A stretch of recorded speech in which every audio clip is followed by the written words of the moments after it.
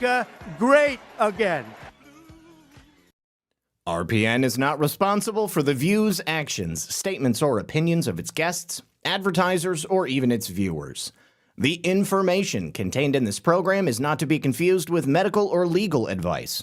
An appearance on this platform is not necessarily an endorsement, but as always, we encourage you to do your own research.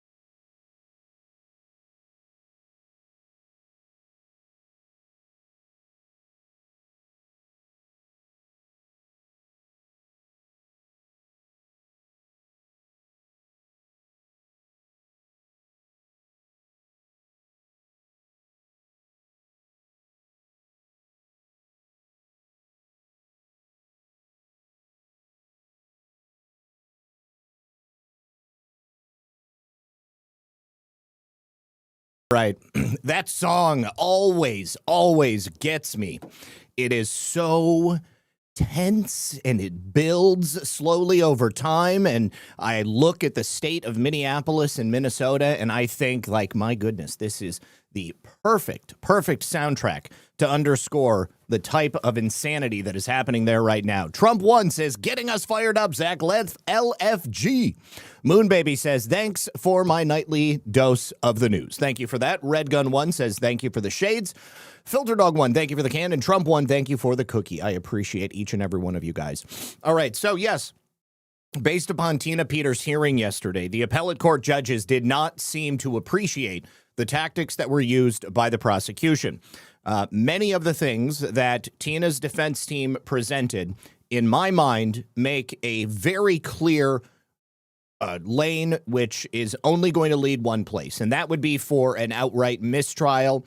And I don't think that given the current political climate, Colorado would be willing to try her again, especially once everybody finds out the truth of what really happened to Tina. But before we get into that, we got to do a spot check real quick on the situation with silver. So, as we were discussing yesterday, major short positions are now being called in by the banks. Last night on Altered State with Brad, I talked about a specific case with TD Securities. They had bought into silver shorts at $70 an ounce. Their target was $40 an ounce, so they were hoping to make $30 an ounce on their short positions, and their stop loss was at $92.50. Well, as we saw yesterday, silver eclipsed $93 an ounce. So that meant that TD Securities had to get out of those short contracts before the price of silver got even higher, and they lost even more money. They lost billions and billions of dollars. Now, they also had short contracts on gold. They had short contracts on aluminum. They had short contracts on nickel. But silver is really under stress right now. Remember yesterday we talked about the fact that the U.S. Mint has taken down all numismatics from the website. I said, maybe perhaps because they're unable to control the pricing on the website. Maybe they're worried about losing money. Well, I think it is probably about a little bit more than that. There are a lot of short contracts out there, and there are a lot of financial institutions who own silver paper, which is essentially a note that is supposed to be good for silver. And it's purchased by these financial institutions under the assumption that those paper silver certificates are going to be held without necessarily being redeemed for that actual silver. And the places that sell those, they don't sell them according to the actual silver that is held in their physical vaults. But because the paper is held by these various individuals, they have the right to call it in and have that physical silver shipped into their location at any point. This is one of the major reasons that we have such a price spike on silver and why there's so much volatility. Now, the production of silver globally is at about 800 million ounces per year, but the bank shorts are at 4.4 billion ounces. So that means if silver keeps going up, these banks are going to collapse. And it's not just here in America, but it's happening all around the world. So No Limit Gains is somebody that I follow. He said yesterday silver hit 92, then it dropped over 6% in a few minutes. It pumped back up to around 91, and now it's crashing again. I've spent 20 years in these markets, and most people see a normal correction, but I see a trap. At $90 an ounce, their combined short position is now a $390 billion liability. That's larger than the market cap of most global banks. So this is now about survival. Banks are doing everything they can to stay afloat. Now, why did it dip to 86 overnight? They had to do it. If silver had broken $100 yesterday, margin calls would have liquidated those banks. They wouldn't have had the money to cover their positions. They unloaded paper contracts during thin overnight liquidity to force that price down. But look closer at the physical market. While the paper price dropped $6, lease rates just went vertical. The cost to borrow silver is skyrocketing. So we are in backwardation. Spot price is greater than the futures price, which means that if people don't want paper promise in 6 months, they want the metal right now. And the math is terminal, again, because there is not enough silver on hand to cover all of those paper positions. We know the shorts are at 4.4 billion ounces, and we know annual mining is at 800 million ounces. But at $90 or more an ounce, the recycling supply dries up because people hoard. Many people are planning on holding on to that silver now. They're not going to be selling it to anyone because it's obvious that the price is going in one direction, and that is straight up. I have hundreds of ounces of silver. I'm not going to be selling that to anybody. But then we also have industrial demand, you guys. Right now, artificial intelligence chips, GPUs, EV panels, electric vehicles. There are so many different things in this market. I've talked about this years ago. Silver always should have been way more expensive than it was because it was used in virtually everything that is being pushed in sort of a clean energy. But the use of silver is not something that they can substitute with something else. It's inelastic.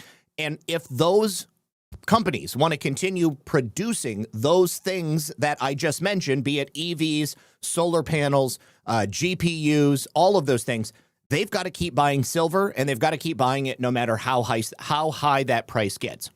So right now, Bank of America and Citibank, two major American banks, are short on metal.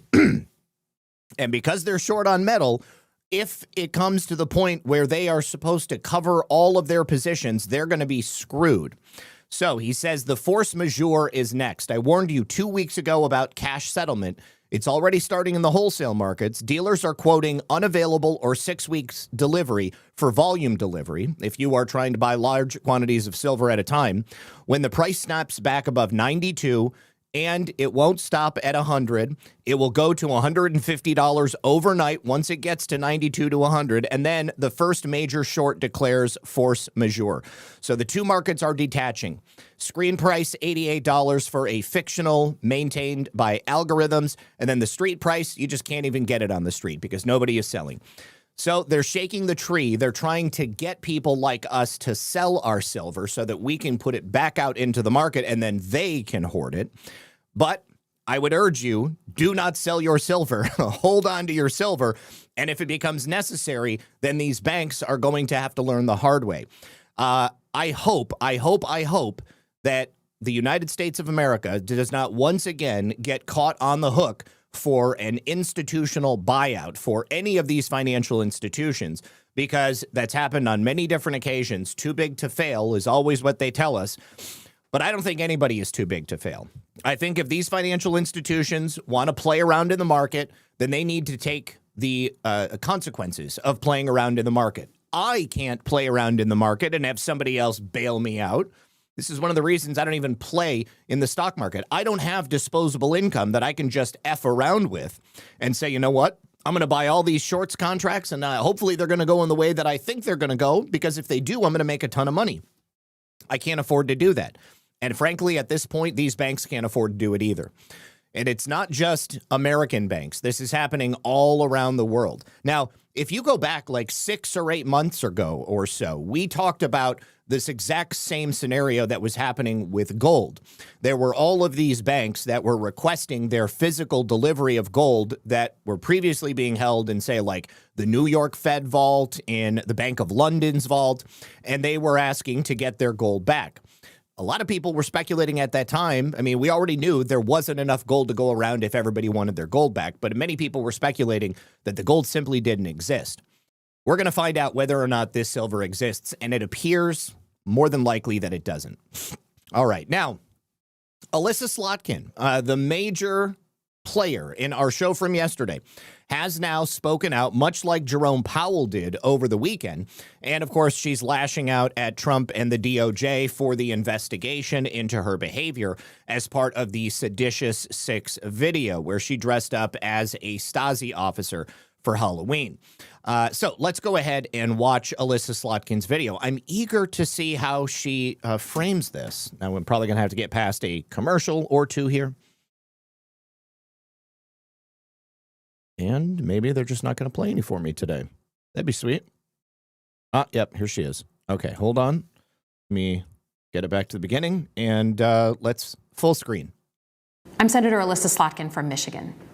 Last week, U.S. Attorney from the District of Columbia, former Fox host Jeanine Pirro, reached out asking to interview me because former Fox host Jeanine Pirro. She's got to throw that in like it's a dig. Jeanine Pirro is a former judge, could still be a judge if she wanted to be, and she is the current U.S. Attorney for the District of Columbia. Watch your mouth. Watch your mouth and have some respect. You are a, quote, former Central Intelligence Agency officer, and you are currently a member of an ineffectual body of government known as the U.S. Senate, which has zero respect from anybody that I know in my personal life, because we know you're all crooked. And you made it very clear where you stood in relation to the American people and the U.S. military and the intelligence community when you produced that Seditious Six video. So don't even try it, Alyssa. of a 90-second video that I filmed in November. This is on top of an FBI inquiry that came in from the Counterterrorism Division late last year. To review the bidding in November. We didn't even know about the FBI counterterrorism investigation. That is new. 6 of us with service and veteran background filmed a video restating the Uniform Code of Military Justice, saying that those in the military have a responsibility to reject illegal orders. And everybody in the military knows that. There's a whole training that goes along with it.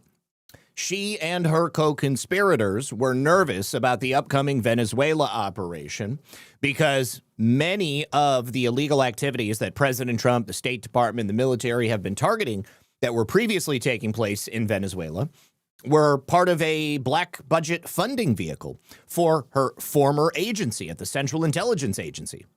In response, the president called for us to be investigated, arrested, and ultimately hanged. If it was determined that you committed sedition, if and only if. Now, you can state the obvious, and it doesn't mean that you're, willing it to happen. I could say, I don't know. There's all kinds of things that I could say. Alyssa Slotkin, you need a neck job, okay? That Ozempic has left you a little bit deflated.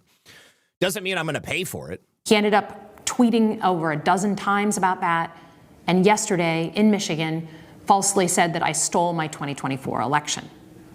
In response to the president's tweets, well, there could actually be an argument to say that she did steal her election in 2024. If you take a look at the voter rolls in the state of Michigan, my goodness. I mean, there's a reason that Jocelyn Benson and her trio of Democrat harpies in the state don't want the Civil Rights Division of the Department of Justice to get their hands on the voter rolls or any of the information related to elections. The threats went through the roof.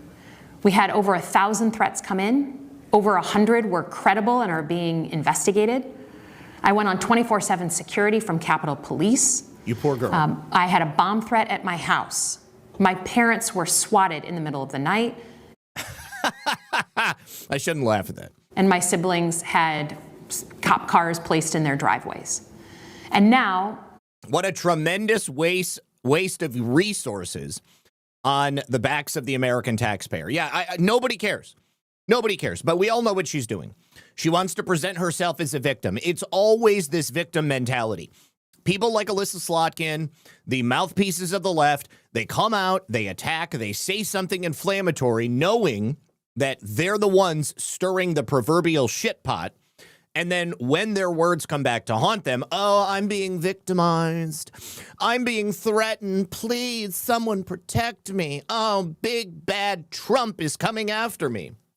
It's about time. He's using his political appointees at the FBI and the Department of Justice to follow through with his threats. Well, actually, they are following through with their constitutionally prescribed mandate to look into crimes that are serious enough to rise to that threshold. Sedition by a U.S. senator and a group of congressmen, in my opinion, and I think in the opinion of most Americans, certainly in the opinion of the president and obviously the Department of Justice and the Federal Bureau of Investigation, that rises to that threshold, Alyssa. To be clear, this is the president's playbook. Truth doesn't matter, facts don't matter, and anyone who disagrees with him becomes an enemy, and he then weaponizes the federal government against them. No, that's not how it works. You don't get to just talk a bunch of shit and then say that, well, I didn't really mean what most people took it to mean. The only way to determine exactly what your intention was and exactly what actions you took is to go through the process of a legal investigation. And unfortunately for Alyssa Slotkin, that's going to be handled by the FBI and the DOJ. So everybody is doing their job as they're supposed to be. I would suggest, Alyssa Slotkin, you would be better served doing your effing job. Doing your job. What has the Senate truly done in recent memory? I mean, what have they passed that was of consequence? What have you sponsored in your time in Congress that was good for America and wasn't something that ate away at the fabric of American society? I'd love to know, because I've never heard of anything specific that Alyssa Slotkin did. I mean, I know her because she's from Michigan, and she's probably still a CIA agent, and she was the leader of the Seditious Six. It's legal intimidation and physical intimidation meant to get you to shut up. He's used it with our universities, our corporations, our legal community, and with politicians who falsely believe that doing his bidding and staying quiet will keep them safe. No. See, you and your friends have been actively working against the best interest of the American people. Your actions speak for themselves. And the only way to have that memorialized in a form that will result in some kind of accountability is to have an investigation done by the Department of Justice, Federal Bureau of Investigation. Of course, those people are the political appointees of President Trump. He's the mother effing president of the United States. If you, Alyssa Slotkin, were the leader of the free world, God forbid, and something like this happened, I guarantee you would be doing the same thing. Guarantee. There's just no way around. This is what presidents do. All right? This is what their political appointees do. They do their job. Again, do your job. No, I'm not going to do that, because this president does not represent the views of a majority of Americans. Actually, even if he does, because we elected him, you stupid hoe. If you voted for him, I do not believe that his vision of America is shared by a majority of Americans. We respectfully disagree. Because this country is worth fighting for. Our freedom of speech is worth fighting for. Our values, our core values, are worth fighting for. And right now, speaking out against the abuse of power is the most patriotic thing we can do. Well, keep talking. Oh, look at this. It's automatic. It was automatically going to play my video next, which is pretty cool. That's the video that we're on right now. Look at that. All right. Awesome. Well, obviously, Alyssa Slotkin has to say those things that she's saying. Alyssa Slotkin, I expect nothing less from you. Now, let's see how the investigation goes. I obviously hope that it's going to go in one particular way. Big Mamu, good to see you. Happy Thursday all. Good to see you as well. Thank you so much. All right, now let's talk about a couple of legal things that have happened very recently. First of all, Governor Gavin Newsom is celebrating because a federal court has just rejected the attempt to block his new congressional map as of yesterday. So the Trump administration and the GOP in California, of course, are going to appeal this decision. It's going to go directly to the Supreme Court. I can only hope that the Supreme Court sees this for exactly what it is. California voters in November approved Proposition 50, which would help the Democrats flip those 5 congressional seats in 2026. They're only able to do that because of ballot drop boxes, mail-in ballots, ballot harvesting, the illegal aliens on the voter rolls, voters that have approved Newsom's power grab to get rid of these 5 congressional seats through 2030. The 5 California Republicans targeted by that redistricting plan include Representatives Doug LaMalfa in District 1, Kevin Kiley in District 3, David Vallado in District 22, Ken Calvert in District 41, and Darrell Issa in District 48. Now, President Trump has said that the redistricting in California is a giant scam. That's why it's under criminal review by the Department of Justice. The unconstitutional redistricting vote in California is a giant scam, in that the entire process, in particular the voting itself, is rigged. All mail-in ballots where the Republicans in that state are shut out is under very serious legal and criminal review. Stay tuned.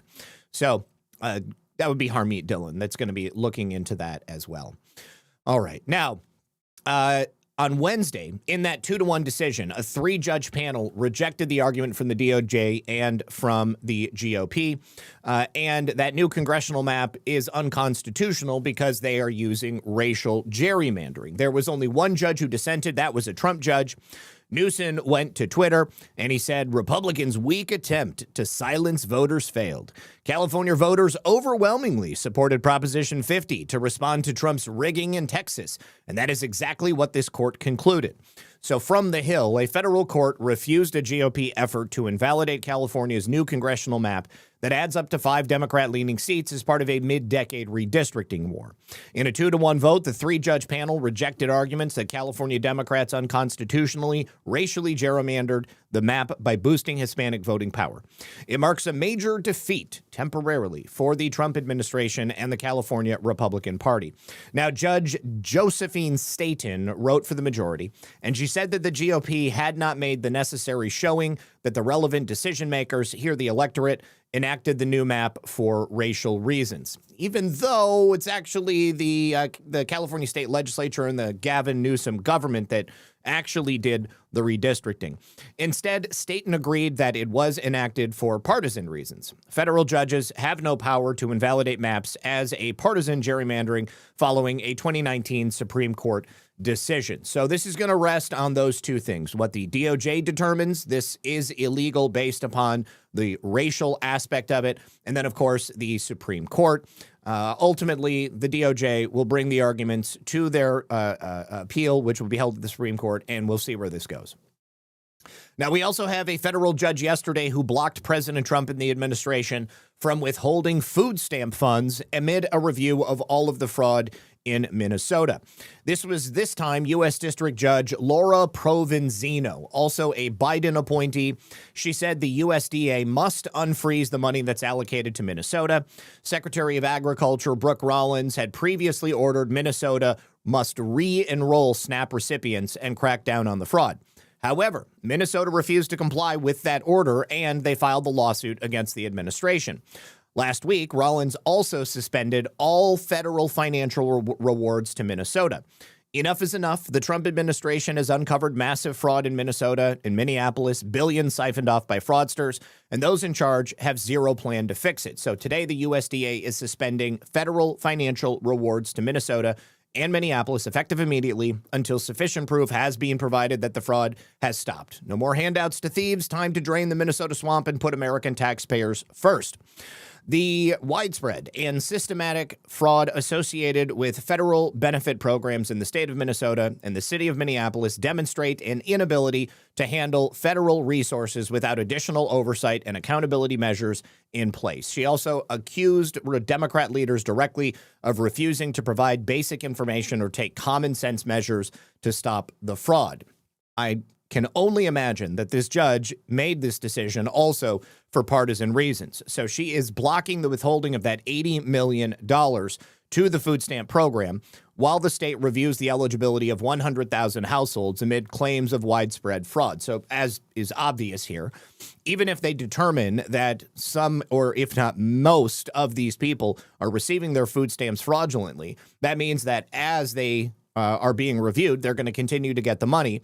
And then at that point, what are we supposed to get it back? I mean, what is the clawback process going to be?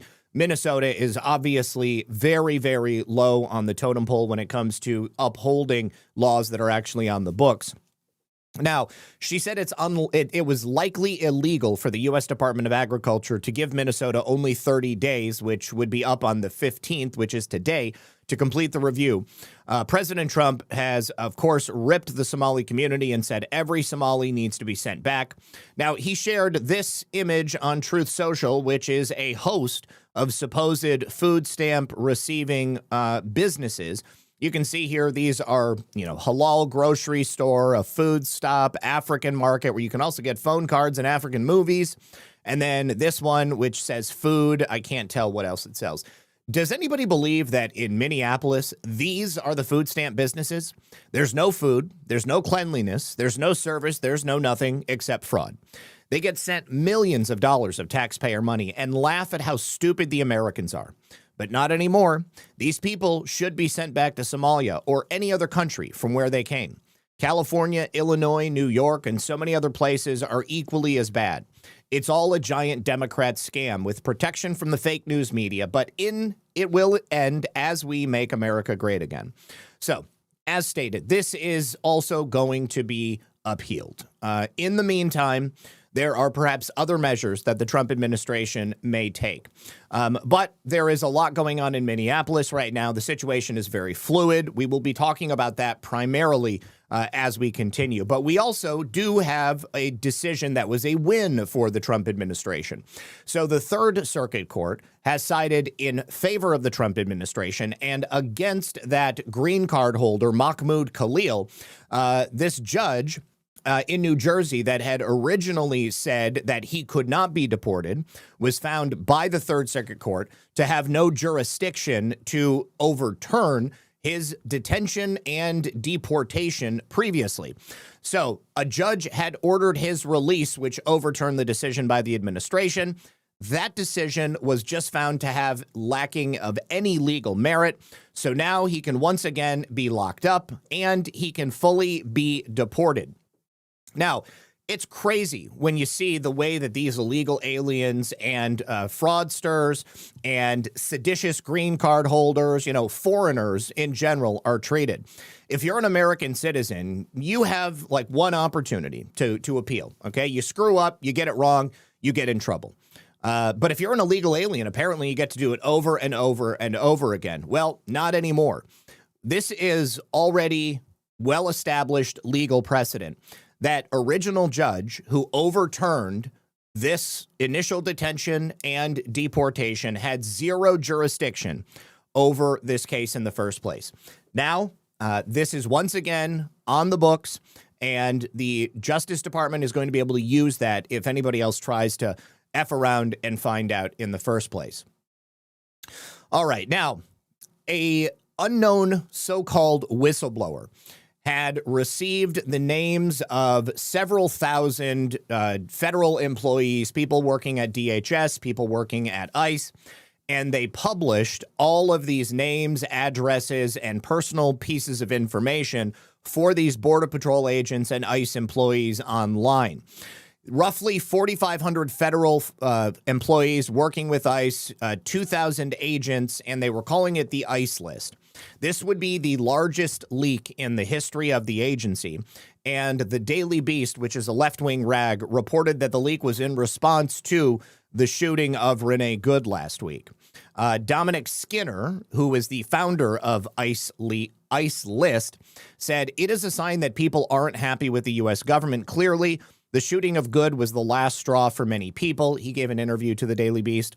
ICE and CBP are in clear need of reform, and I believe working for either is a bad move on a moral level. Now, Tricia McLaughlin, of course, is the DHS Assistant Secretary. She was also included on that ICE list, and she said that that leak by Mr. Skinner would constitute 4,500 felonies. The disgusting doxing of our officers put their lives and their families' lives in serious danger. Our law enforcement officers are on the front lines arresting terrorists, gang members, murderers, pedophiles, and rapists. She also went on to vow that the individual responsible is going to face the full weight of the U.S. government. Their families are being threatened. We will not back down. Anyone who doxes our officers will be prosecuted to the fullest extent of the law. Now, the ICE list refers to itself as a journalistic project, and they just say they want to display information that will hold ICE members legally accountable. In reality, it's not that. It is something more along the lines of a targeted assassination list. To make things worse, the ICE list operates in the Netherlands, and it cannot be shut down by the U.S. government. So the Trump administration, at this point, would have asked the Dutch government to shut down the website and do them a favor. But here's the thing. In the time that this story was initially reported, and sometime early this morning, the ICE List website was taken offline by a targeted denial of service attack.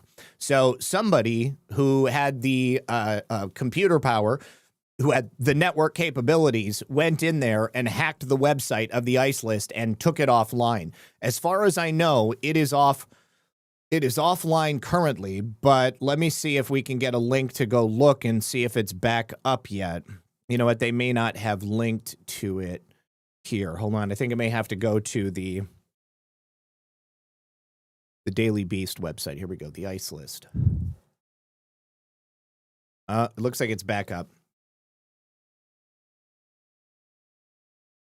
All right. So more needs to be done, clearly. Hopefully there are going to be additional attacks on this website. We can get it taken down. There's nothing journalistic about publishing the private information of people who are working for the federal government, especially doing the great work that ICE and Customs and Border Patrol are doing right now.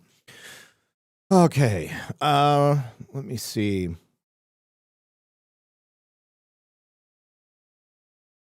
All right. Before we continue, just got a brief message from our friends over here on Rumble. You guys, they can cancel your accounts, they can freeze your cards, they can decide what you're allowed to buy, say, or support. Big banks and financial institutions have got total control, and they use it. That's why financial independence matters more now than ever before. Hence, the introduction of the Rumble Wallet. Non-custodial wallet built for real freedom. With Rumble Wallet, you control your money. No bank, no government, no tech company. You can buy digital assets like Tether, Tether Gold, and Bitcoin all in one place. There's no permission, no middleman, no cancel button. And when you want to support the creators you actually believe in, you can use that Rumble Wallet to directly tip content creators fast and without any interference. Nobody gets a cut off the top. It is straight from you to me. Now, this isn't a credit line they can shut off. It is your wallet permanently. It's non-custodial. It's yours to protect for your future, for your family. When the system fails, when institutions turn on their own people, financial sovereignty is the difference between security and vulnerability. And Rumble Wallet isn't about politics. It's about freedom. ownership and protecting what's yours. So take control today. Download the Rumble wallet now and step away from the big banks for good. True ownership, true protection, true financial freedom. You can go to wallet.rumble.com, use that QR code, or use the App Store on the device that you choose to use. All right. So yesterday, the Minnesota public school system had suggested that students should take the day off and go to the state capitol building and protest the presence of ICE in Minnesota. Well, you can imagine what happened with the children of a bunch of Somali pirates. It didn't go well for very long. It got shut down very quickly because these young thugs started fighting.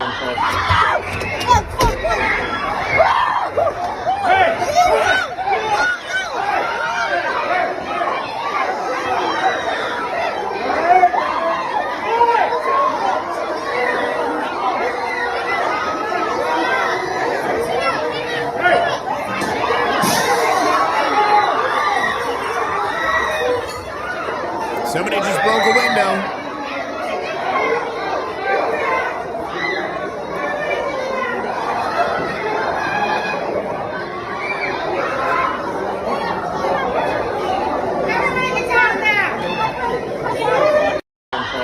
Well, that should have been a clue as to how the day was going to go.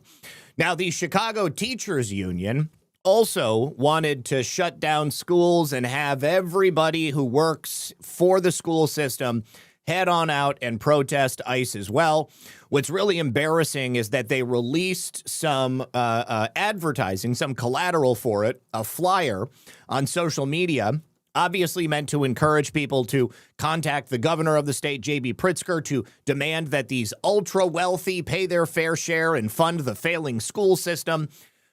But the flyer itself contained some glaring spelling mistakes, which, of course, does not bode well for the school system. You know, it's one thing when the kids don't know how to use a keyboard, when they don't know how to spell, when they don't know how to do basic math. It's another thing entirely when the people teaching those kids who don't know anything about anything also don't know anything about anything. So, DeAngelis, here. All right, so the flyer, which was shared to the Chicago Teachers Union Facebook and TikTok, referred to Governor Pritzker. And, of course, governor is spelled incorrectly. It's not spelled Governner. It's spelled Governor. Well, they very quickly deleted all of these flyers from all their social media, of course, not before many people were able to grab them. Somebody had said, if the union can't handle simple spelling on a flyer, imagine the oversight in the classrooms. Beyond parody, this is the people that are teaching your children. Don't even know how to spell, or even worse, don't know how to use spell check. Now, I'd like to take you guys on a trip back in time. You would think right now, with ICE and Customs and Border Patrol being on the streets and rounding up illegal aliens, nothing like this has ever happened in the history of the United States of America. Of course, we know that under Barack Hussein Obama, ICE and Border Patrol, they deported many illegal aliens. Of course, they had those family detention centers where they'd separate children from their parents, and people were sleeping in crowded rooms with no beds and those foil blankets. Back in 2016, CNN actually did a report on Customs and Border Patrol while Obama was still president, and they went and did some ride-alongs with ICE. And it's funny, you know, I mean, they didn't call them fascists or Gestapo, or they didn't try to make it appear as if ICE was rounding people up without due process or anything like that. It seemed like it was a very, very different situation. Just before the sun rises in the Windy City, Immigration and Customs Enforcement agents fan out across Chicago to arrest criminals in the U.S. illegally. Tac 1, Tac 2, Tac 3. CNN was granted exclusive access to witness some of those raids. A day with ICE in the sanctuary city of Chicago.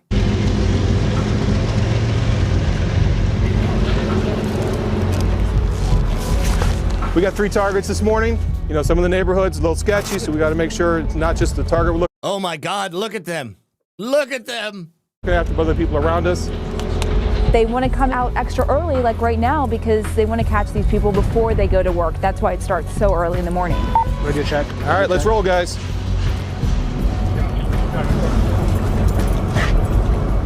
A lot of things. Wow. What's OTC? Maybe over the counter?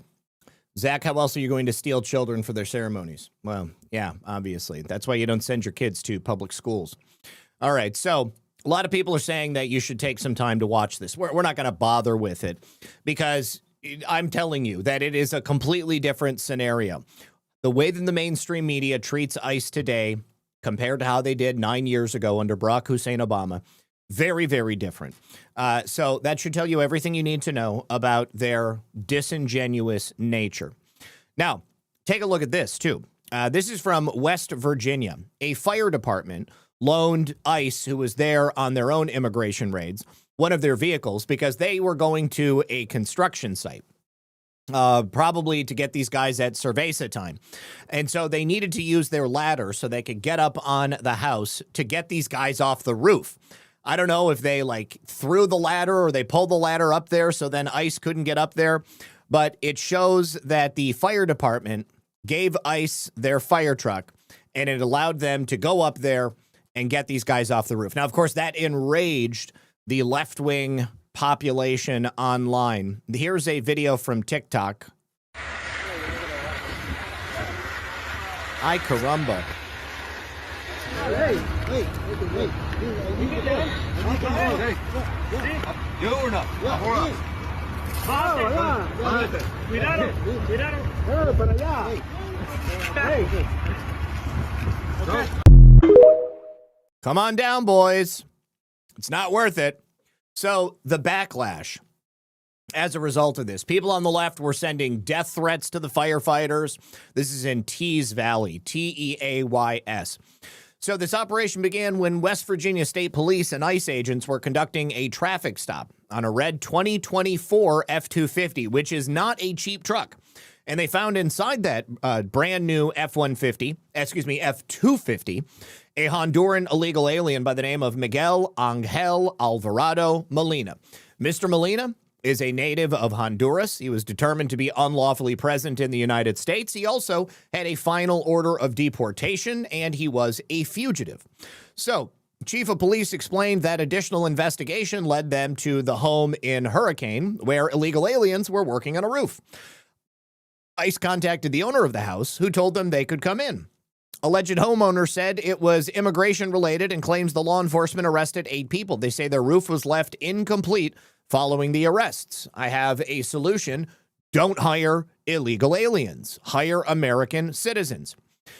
So, thank you very much to the Tees Valley Police and the fire department. An ICE officer climbed a ladder to speak to the individuals on the roof. One of the individuals grabbed a nail gun, so the ICE officer descended the ladder. After he came back up, the 7 illegal aliens surrendered. They were taken into custody along with Molina. And following the incident going viral on TikTok, Republican delegate Kathy Hess-Krause posted on Facebook about how firefighters and their families are now receiving death threats. That is obviously not what should be happening. These guys are just doing their job. They save people, and ICE upholds the law. Their domain is to arrest illegal aliens who have no business being in our country, and that's exactly what they're doing. Now, this homeowner, the one thing I will say, they have a whole bunch of materials. I don't know if they've paid these guys for the work they did, but hopefully they didn't, and hopefully they have a little bit more cash that they can put in to have their roof finished. But as of right now, the roof remains unfinished. All right, now yesterday, Nick Shirley and his friend David released part 2 of their Somali fraud investigation. And this one was even bigger than the first. Now, in that first video, Nick and David discovered in a single day somewhere around $110 million in Somali daycare fraud in a single day. Now, this second fraud video indicates more than $16 million in Somali welfare fraud. And in this 51-minute video, they exposed this fraud through a number of other venues, including non-emergency medical transportation vehicles. Now, yesterday when Brad and I were talking about this, I had never heard of non-emergency medical transportation. I heard David mention it in the first Somali fraud investigation, but it turns out that non-emergency medical transportation is a service that is available in all 50 states, and it is a service that is paid for through Medicaid. Now, in Minnesota, apparently, you don't have to offer any proof that you took a patient on any sort of non-emergency medical transportation. All you do is submit a billing, and based upon the type of ride that you're giving here, you're looking at $8 million potentially in profit to these non-emergency medical transportation companies in a single day. In that 51-minute video, they go through and they identify a very similar situation to what they had with the daycare centers. There would be a building.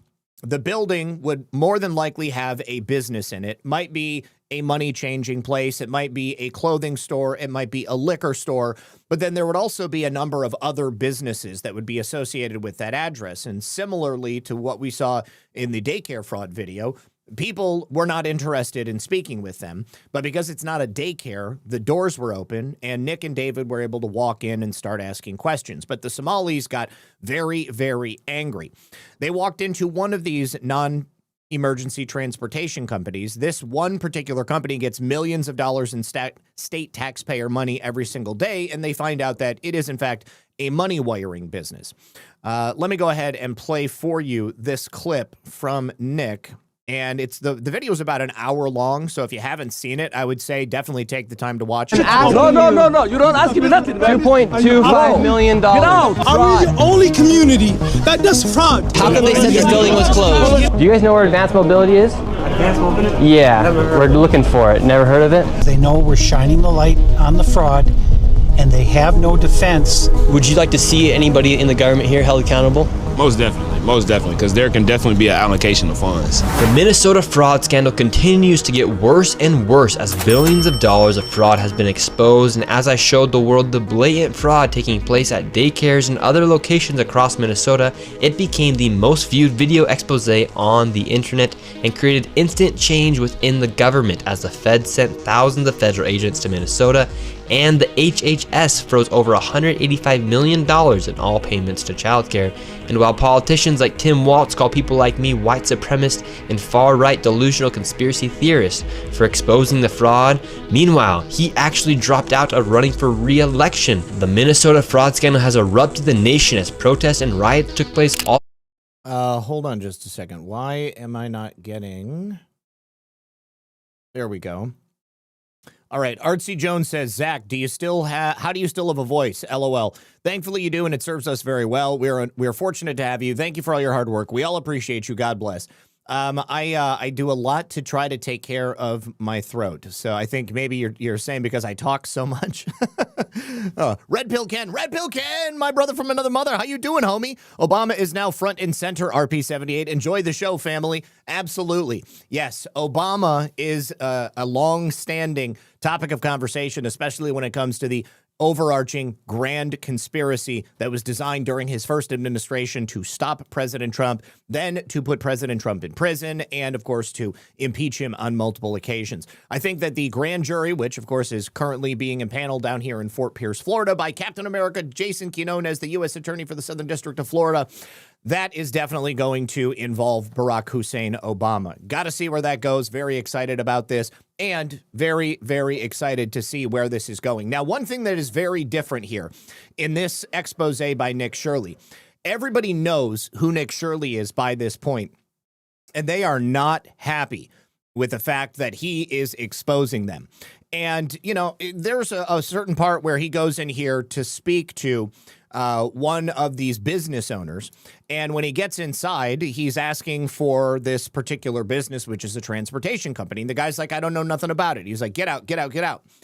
If I was a business owner and someone came to my business and they said, hey, there is a transportation company that's registered at this address, I'd say, what? Let me see that. Let me see who's listed as the owner. My goodness, I have no idea who that person is. Or maybe I would find out that it's my brother-in-law or something like that. But the point of the matter is here, you've got up to 5 different companies that are working out of every single one of these addresses, much of them only for purposes of mailing addresses, not necessarily doing any real work. Now, when you go to any of these travel companies that do actually have a fleet, what Nick and David find is that you've got a fleet of vehicles which have not been moving. However, each and every one of them are billing the state of Minnesota and, by proxy, Medicaid every single day for amounts of many, many millions of dollars per year. It seems that the transportation companies are the most fruitful when it comes to fraud because you don't have to give an identity of a person who you gave a ride to. You don't have to say where you took them. You don't have to give an amount of mileage. You don't have to give a location. You don't have to give any sort of documentary information. Now, I looked down here in Florida on the Florida State Medicaid website to see what I could find out about non-emergency medical transportation here. And they give you a lot of documents talking about, like how much you can get paid. You basically get paid $25 for driving somebody, $25 for waiting, $25 for driving them home. So you can make $75 a trip. But there was no system that I could access which would tell me exactly what Florida and Medicaid is looking to verify that I was actually doing that down here. So I don't know how bad it could be down here in Florida. But if it's anything like what it is in Minnesota, then I would say every single place in this country has probably got at least one of these fraudulent companies that are operating. That's being very generous. I'm saying like fraud, it does not exist in a vacuum. And there's no way that fraud isn't taking place. I just can't tell you how much fraud is taking place. But you guys should all watch this video. It is very, very good. Now, after this video came out, shit really popped off in Minnesota last night. Now, also, a couple of these places that Nick went in this video were familiar. He ended up going back to Quality Leering Center. He went to a number of other places, and he actually spoke with neighbors once again who said that, oh, well, that transportation company doesn't have any cars that operate a fleet. Of course, they can see from the state website exactly how much money they're bringing in. On average, these companies have 20 vehicles apiece. Some of them have 0 vehicles. Some of them have like 1 or 2 vehicles. Some of them have maybe 5 to 10 vehicles. Didn't see any with 20 vehicles. Also did not see any that were actually giving people rides anywhere. So there is a lot of fraud going on, and for this particular type of fraud, it seems like the perfect gig because there's no oversight and there's no need to even lift a finger. All you got to do is go on the website, punch in the amount of money that you're asking to be reimbursed, and apparently the state of Minnesota pays. Freya and Boys says, meanwhile, Zach, 54,000 medically retired veterans have been screwed out of their retirement. Support the Major Richard Starr Act. Look it up. Thank you for what you do, Zach. Good show. Match my $5. Thank you for that. And yes, I believe we've talked about that previously. This is also one of those things that gets people really riled up. You've got people like veterans who have had their pensions taken away. They're not being taken care of. And, they're not asking for people to give them the world. But they gave their life, their health, their youth to help protect our country. And in return, they watch scammers like these Somali fraudsters suck off the teat of Lady Liberty and bleed the United States of America dry. And when you ask the question of, well, gosh, is there maybe fraud going on here? Why does this transportation company operate out of a liquor store and nobody's ever heard from them? And we can see exactly how many millions of dollars they're getting each year. You're accused of being a racist. You're accused of being anti-Afrocentric. You're accused of being anti-Muslim. You're accused of being Islamophobic. I don't care who you are. I don't care where you're from. I just care about the fraud that's being committed. And it's not my fault that 90% of the fraud in the state of Minnesota is being committed by Somali immigrants and the children of Somali immigrants and Muslims at that. Now, on that note, Rand Paul finally doing something once again that I can get behind. He is set to file a bill which will ban welfare benefits for refugees, asylum seekers, and illegals. this bill will be submitted tomorrow. Now, previously, President Trump had announced a freeze on welfare for illegals and asylum seekers and immigrants. But this bill by Rand Paul would go much farther and exclude every single non-citizen from receiving welfare. I am 100% in favor of this because there's no reason that anybody should be coming to the United States of America with their hands out. I would never think to move to another country unless I had the ability to support myself. And I certainly would never suspect that the government of another nation would take care of my white ass over the needs of the people whom they actually govern. So this would end welfare benefits for non-citizens in terms of SNAP, Medicaid, cash and tax benefits, any other federal subsidies. Now, here is President Trump talking about this. Rand Paul would legislate and legalize the wishes of President Trump. This would memorialize it in a form that would be unimpeachable, and nobody would be able to fight against it. And also we're freezing any and all welfare payments going to illegal immigrants that will start effective immediately. So when illegals come into California, Gavin Newsom, they come into California and they send us bills for people coming in. We're not paying it. So we're working on that very strongly. Just don't pay it. As Nancy Reagan would say, just say no. You remember Nancy Reagan? Just say no to drugs. It's a little more difficult than that, I guess, right? Just say no.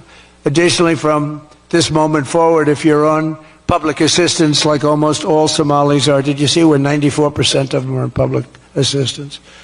You can't wire money out of the country back to your bank account from where you came. But more importantly, we probably aren't even going to give them the money anymore, the money going to them, because of the tremendous abuse and probably illegality being perpetrated on our country. We're not going to give them the money. We're not giving them the money. Take every single cent. Immigrants of any type should not be given welfare. I don't want them coming here unless they can make their own way. I don't want them coming here unless they've already got a job, unless they've already got something lined up.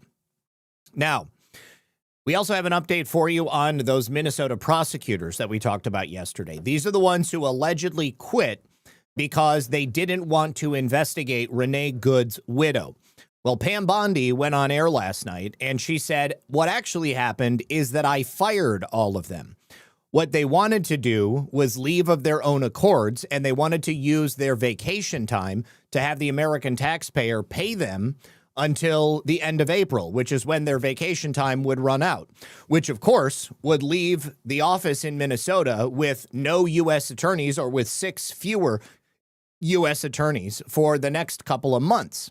Now, during that time, it's going to be critical. We're going to need U.S. attorneys because we're going to have a lot of cases to adjudicate, whether it's the Somali scammers or it's the left-wing radicals, which are trying to take over Minnesota right now.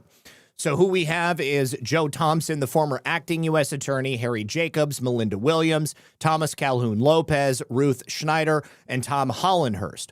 Now, every single one of these people are registered Democrats. All of them have voted for Democrats.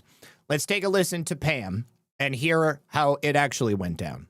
In Minnesota. What happened in Minnesota? We had 6 prosecutors who suddenly decided they didn't want to support the men and women in ICE. One of them was busy doing a photo shoot with the New York Times while ICE was out there risking their lives. So they came, they said, we want to resign, but we want to use our annual leave up until April, meaning they wanted the taxpayers to pay for them to go on vacation because they decided they didn't want to support law enforcement. So the breaking news tonight, I fired them all. They're fired from the office. And our U.S. attorney there, Rosen, he's great. He was just confirmed 3 months. So Rosen is the current confirmed U.S. attorney. Joe Thompson was the former acting U.S. attorney. He was the one who oversaw the investigations, which really broke, in a legal sense, for the Department of Justice, the many of the Somali scammer cases that we're seeing right now. I saw somebody say, I thought he was on our side. Well, it's a powerful lesson that just because someone upholds the law in one sense, it doesn't mean they're your ally ideologically or politically. So Joe Thompson and the others are not working there any longer. They are not going to get their vacation time, apparently, or maybe their vacation time is going to be paid out and it's not going to leave the U.S. Attorney's Office in a state of lurch. We're going to be able to fill those positions very quickly because we're going to need those positions to be filled. Artsy Jones says, yes, Zach, because you talk a lot. LOL. You have got to be the hardest working host ever. Thank you. Plus, your analysis is always spot on, straightforward, and understandable. Appreciate that. I appreciate you. Thank you so much. I really do appreciate it. All right, now, continuing, let me bring up our next story. This is where shit really went bad last night. All right, so ICE agents were pursuing an illegal alien. And during the course of that pursuit, the illegal alien sped away, crashed into something on the side of the road, and then he and the ICE agent got into a physical altercation. During the course of that physical altercation, where the ICE agent was attempting to subdue that illegal alien, 2 additional illegal aliens came out from an apartment building wielding a snow shovel and a broomstick or something like that. And it ended up turning into a full-scale riot because the ICE agent was forced to shoot one of those illegal aliens in the leg. So he and that illegal alien both ended up in the hospital. So this ICE-involved shooting in Minneapolis came right around the time that Governor Walz gave a public address. We're going to listen to that public address in just a moment. But in that public address, he claimed that ICE agents were going door to door, ordering people to point out where their neighbors of color live. That's obviously not what's happening. Now, Bill Malhusian is, of course, on the ground there. He said that ICE agents shot a shovel-wielding Venezuelan after he tried to assault federal law enforcement officers. They originally tried to claim that a Venezuelan teen was shot in the leg, but that is not true. I'm told ICE was making contact with a target who then allegedly assaulted an officer with a shovel or swung a shovel. Shots were fired. The suspect ran back into a house. The suspect was shot in the leg and is now in custody. There was a heavy law enforcement presence in northern Minneapolis, and far-left protesters started showing up en masse. Let's go ahead and take a look before it broke bad.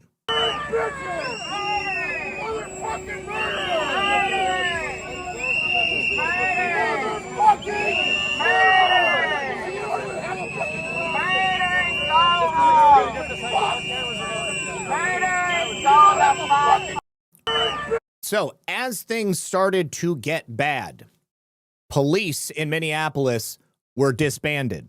They were called away. And so ICE and other federal officials were essentially left to face the throng of weapon-wielding leftists on their own. Now, here is right after that shooting took place. That there was an ICE-involved shooting in Minneapolis. We go live to Alexis McAdams. She is live on the ground with the details. Alexis, I've just been looking at these images that we're just getting a hold of now, and we'll keep them up for our audience to see. It looks like things are, spiraling out of control very quickly there. Well, Sean, that's the thing, is it ebbs and flows. So 1 minute, there's a small protest at the federal building. The next minute, these people with whistles and an agenda show up to these different sites across.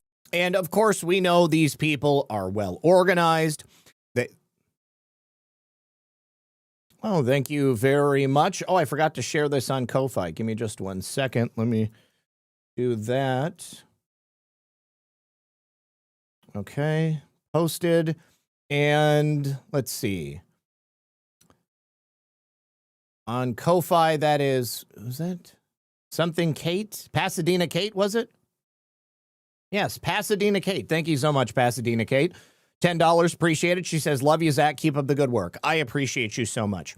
All right, so the police in Minneapolis get pulled away. Tim Walz gives his speech on television. Obviously, all of these groups are highly coordinated. They are funded. They know exactly what they're doing. And things started to get really bad. Now, I said initially, well, the left, I think, is even still saying that this was a teenager who was shot in the leg. But this moron filmed himself as he ran into the home where he was seeking assistance from 911. He calls along with this family. I think this family is the people who assisted him. And he says he was shot in the leg. I'm sorry, the woman on the phone says he was shot in the leg. My husband was shot in the leg. So he's obviously an adult.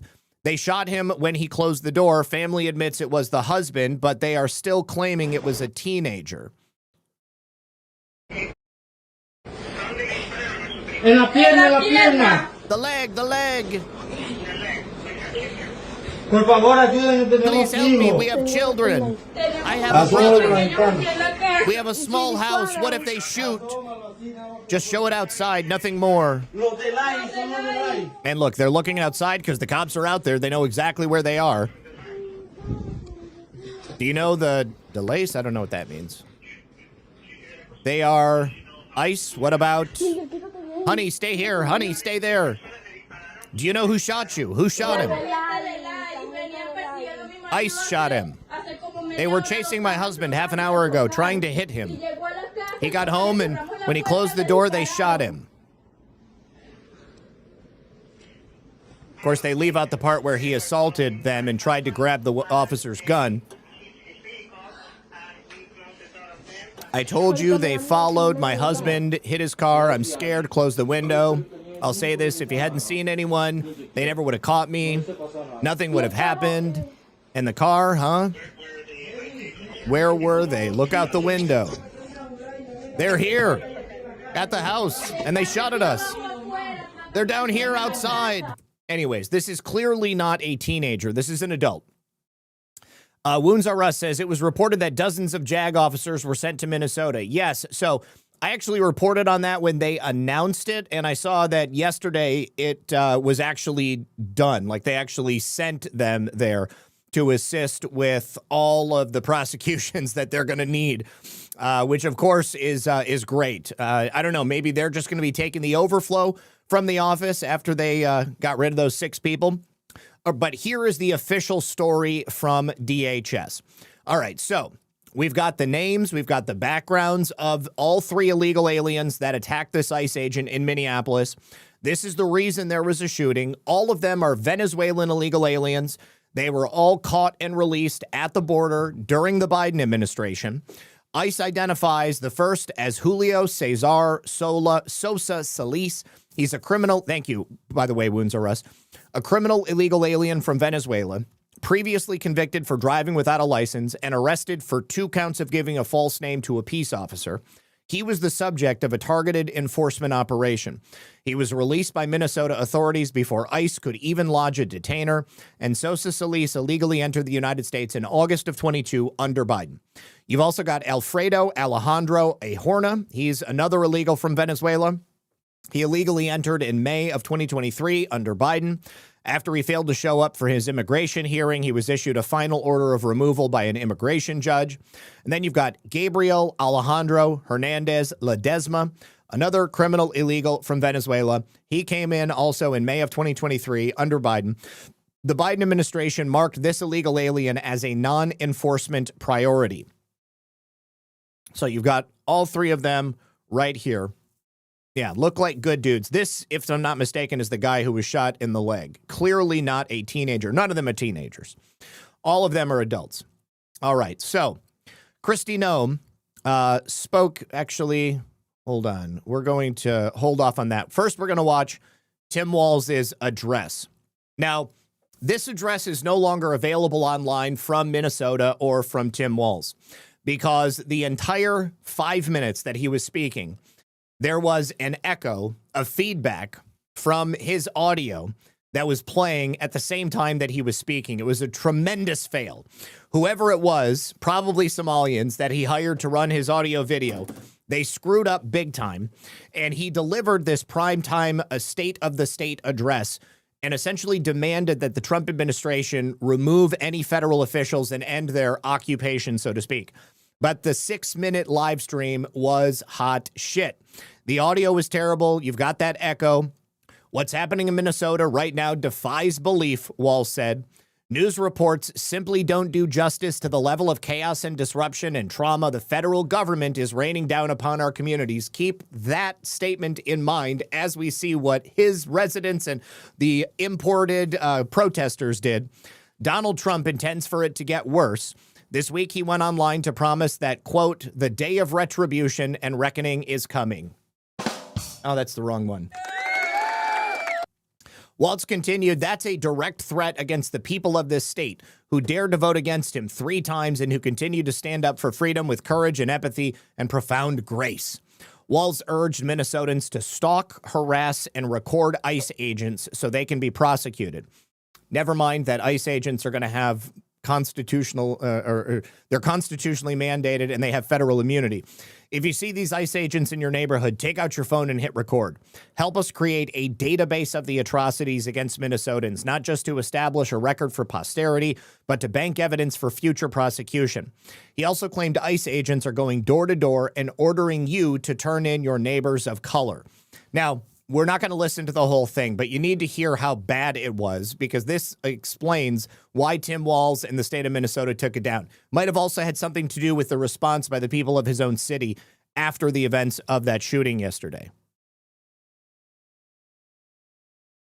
Something bad came last night, CMW 1967, but it's not bad for us. It's bad for them.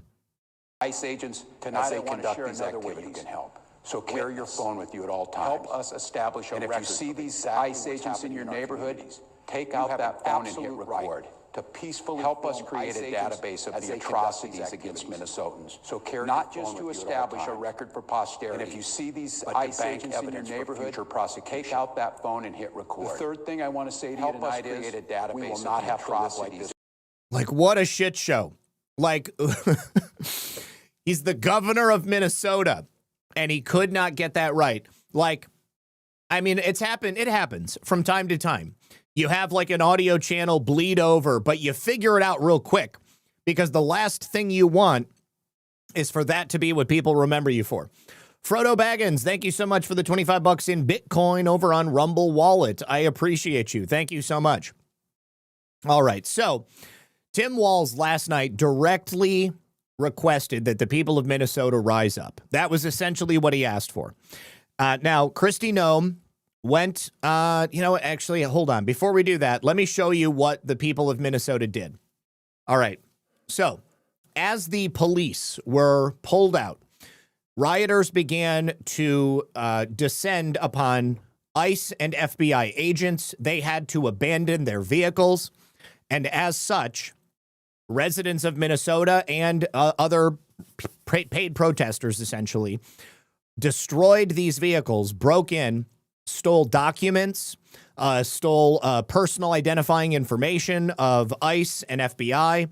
Left-wing streamers were streaming the information. They were showing these documents on their live streams. They are now running scared because they know that they've committed felonies. They also stole an FBI agent's rifle and his ammunition. This is absolutely insane. All right, so this is probably as bad as it's ever gotten. You know, of course, it's no summer of love, but this is about as close as I think we can get before President Trump declares the Insurrection Act. So Nick Sorter was there on the scene, and he said, breaking, multiple ICE and FBI vehicles have been destroyed and looted by rioters in Minneapolis after federal agents were forced to abandon them. Agents' gear, laptops, and personal information now litters the street. Absolute anarchy. Insurrection Act now. Here we go. You can see them rooting around, going through everything, taking whatever they can.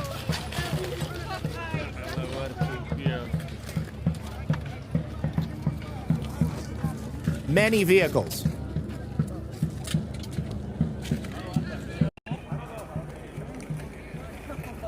This is a 7-minute video. Oh, now here, this is a rifle box. All right. And they go in and they break it open.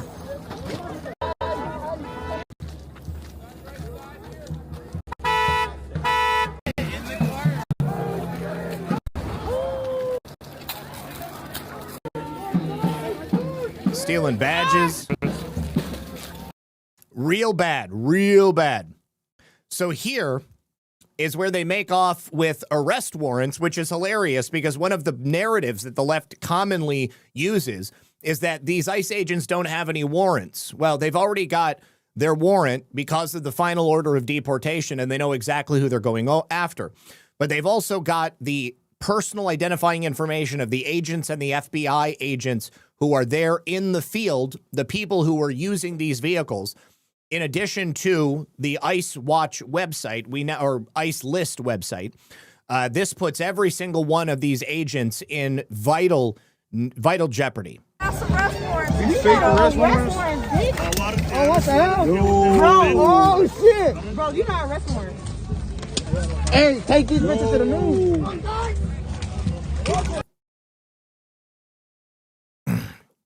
Now, rioters also stole that rifle.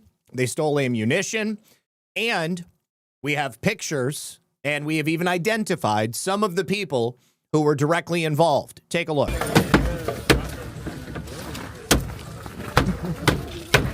Almost there. Oh, wow.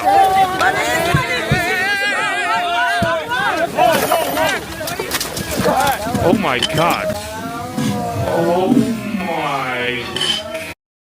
This guy has been identified as a Venezuelan national. Quite literally, a Tren de Aragua gang member stole an FBI agent's rifle from his vehicle.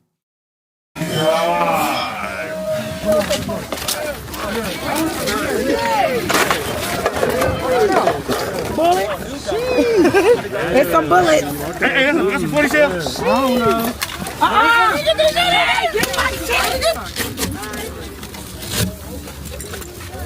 Stealing all their patches, stealing their coins, stealing their medals. Ain't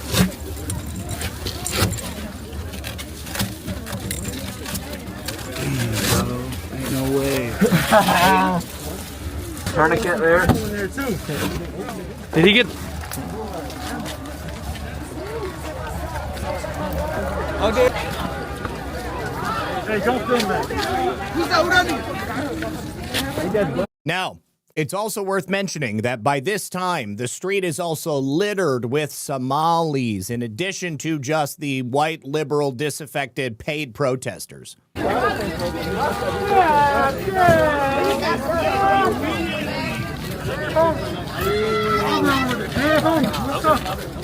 There's that rifle. Keep your eye on him because Nick actually gets the vehicle and the license plate.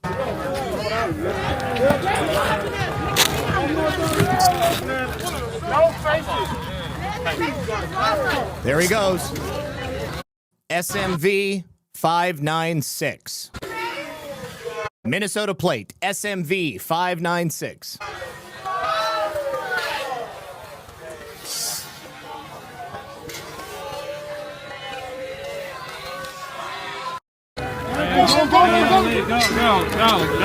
Oh, shit.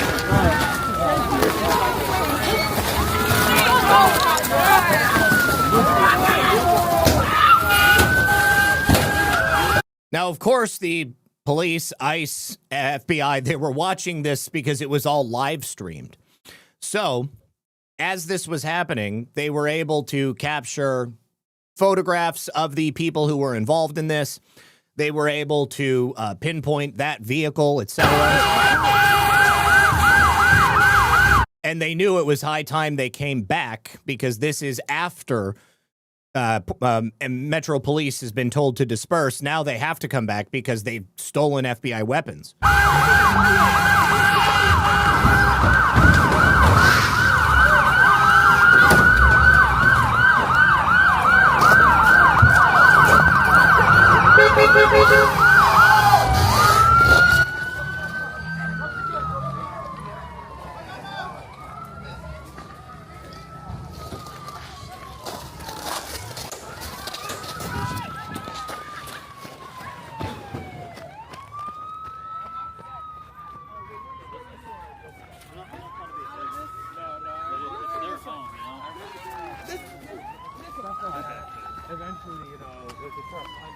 Utter destruction.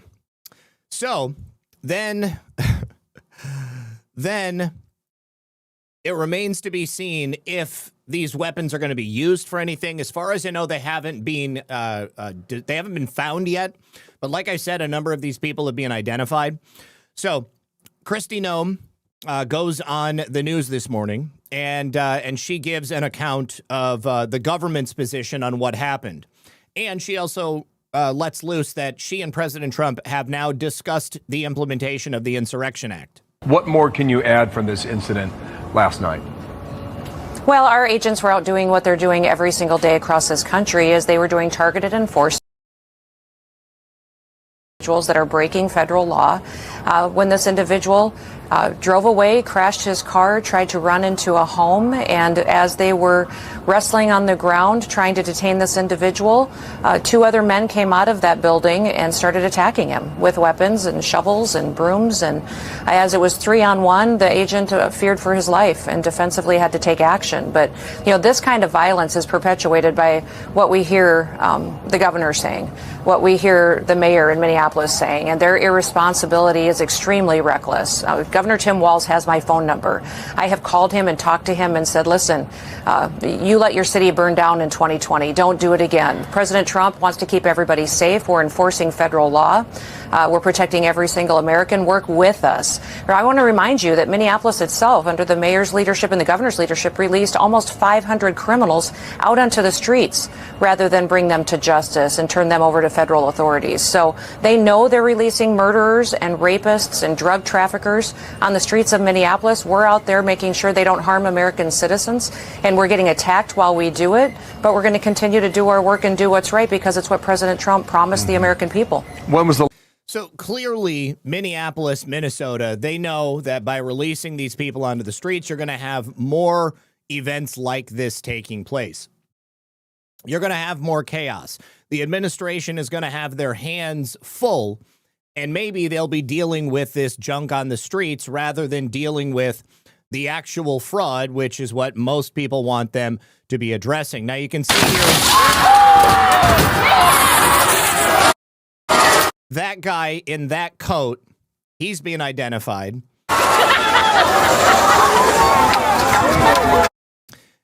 And also, oh God, here's what it ultimately looked like at the end. This is what I used the picture for on the front of the thumbnail.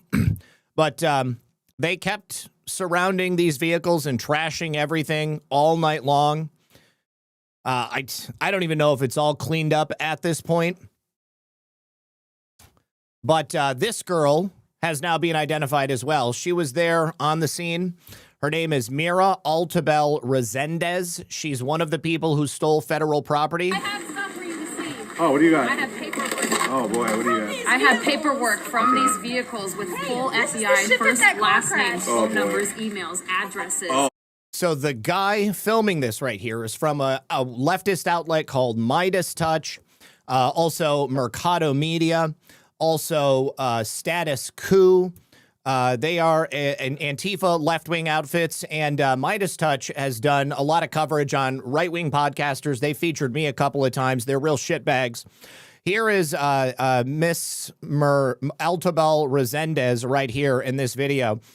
She's got an arrest record there. She works at University of Minnesota's Office of Equity and Diversity as an access specialist. She's a typical young, disaffected, white liberal woman who has been completely brainwashed. So she's being identified. She was one of those people who doxed those ICE and FBI agents on air last night. I don't want to show any of those things. Here is this man named Rico. 0 Hour was able to find his Instagram and also his girlfriend's TikTok account. This is definitely him. This jacket is pretty notable. You can see here, this is him on the Instagram, and this is him standing there with his face covered, taking part in the destruction of those vehicles. Here is another individual who actually works for the Department of Veterans Affairs. He was there at the time as well. His name is Clay Byington. Now, since Clay Byington was identified, he has locked down, deleted all the content, and then now deleted his entire Twitter account. But he was there on the ground in Minneapolis with those anti-ICE protesters. He recently completed a city program called Human Research, Social and Behavioral Research Investigators. So I don't know if he was there in a professional sense, but based upon his prior statements on social media, he's exactly the type of person you would expect to show up. Looks a little fruity. He's got his ears pierced. And here is his our Metropolitan State University graduate certificate in this program. Here is his LinkedIn at the Department of Veterans Affairs. He's worked there for 7 years, almost 12 years, as a program support assistant. And he was previously a dental assistant during that time as well. Here is when he locked down his Twitter account. And he also blocked Chillinois because she was able to identify him. Now, he had posted a live video while all of this was going on. Once he was identified, NBC News reached out and they wanted a copy of the video. I haven't seen anybody share the video, so I don't know if anybody has a copy besides NBC. But once Chillinois identified him, he shut down everything, and he is now gone. He also deleted his LinkedIn page. Here's a picture of him with Barack Hussein Obama. Here's another couple of memes from his social media. I think this is Facebook. Refugees welcome and Natives for Black Lives Matter. Here he is in the military. Apparently, Clay was involved in a road rage incident in the recent past, and his car was shot at 5 times, striking him in the femur. And it would appear that he also... perhaps, I don't know, this is him again in the military right behind Barack Hussein Obama. And this is him marching at No King's Day. I don't know where this is. And then here he is with what appears to be fingernail polish on. And that's him with his grandmother, Donna Albers Walking Elk, part of a private face group of grandparents who call themselves Grantifa. She encourages others, including her grandchild, who is employed at the Department of Veterans Affairs, who was involved in the Minneapolis events last night, encouraging attacks on ICE officers to tamper with ICE agents' vehicles. Here she is posting, "Grandparents against MAGA fascists. We are Grantifa. ICE vehicles run on a special fuel mixture of water, dish soap, and sugar. Be a kind citizen and refill their tank when they're parked in your neighborhood," posted by her. So I haven't seen any announcements on whether or not he's being fired. Someone left a post at the Department of Veterans Affairs about this piece of trash. I would definitely expect that the VA is going to take some action on this, because this is clearly not the kind of person we want working there. Let's see. Wounds says, "My point about JAGs, these illegal aliens are enemy combat." Oh, that's very astute. You're absolutely right. The crazy libs are giving aid and or comfort. That goes to military courts, not our corrupt judiciary. All right. I like your line of thinking. Thank you, Wounds R Us. Soaring Sparrow Rising says, "Zach, I guarantee you there's a tracking on all those stolen cars." No, absolutely. I don't think any of the cars were stolen. I think the cars were simply vandalized, but you're absolutely right. 100%. All of those guns are going to have trackers on them. Isle of White Privilege says, "Walt is going down like Lady Lindsay at a lemon party." Gratefully so. He'll be happy to. All right. Now, that individual that I was talking about, Andrew Mercado from Mercado Media, Midas Touch, and Status Coup, he has also shut down his social media. He has protected his tweets. He's probably scrubbing them right now, because he wasn't just there reporting as a journalist. You can see here, he is directing that girl I showed you to show him all of the information on those pages so that he could live stream them out to his thousands of viewers. So literally every single name and bit of personal information on this page would count as a felony. And then I think that per view on that video would also count as an additional felony. So let's say 100,000 views on that video with perhaps, 100 names on this sheet. You're talking millions of potential felonies here.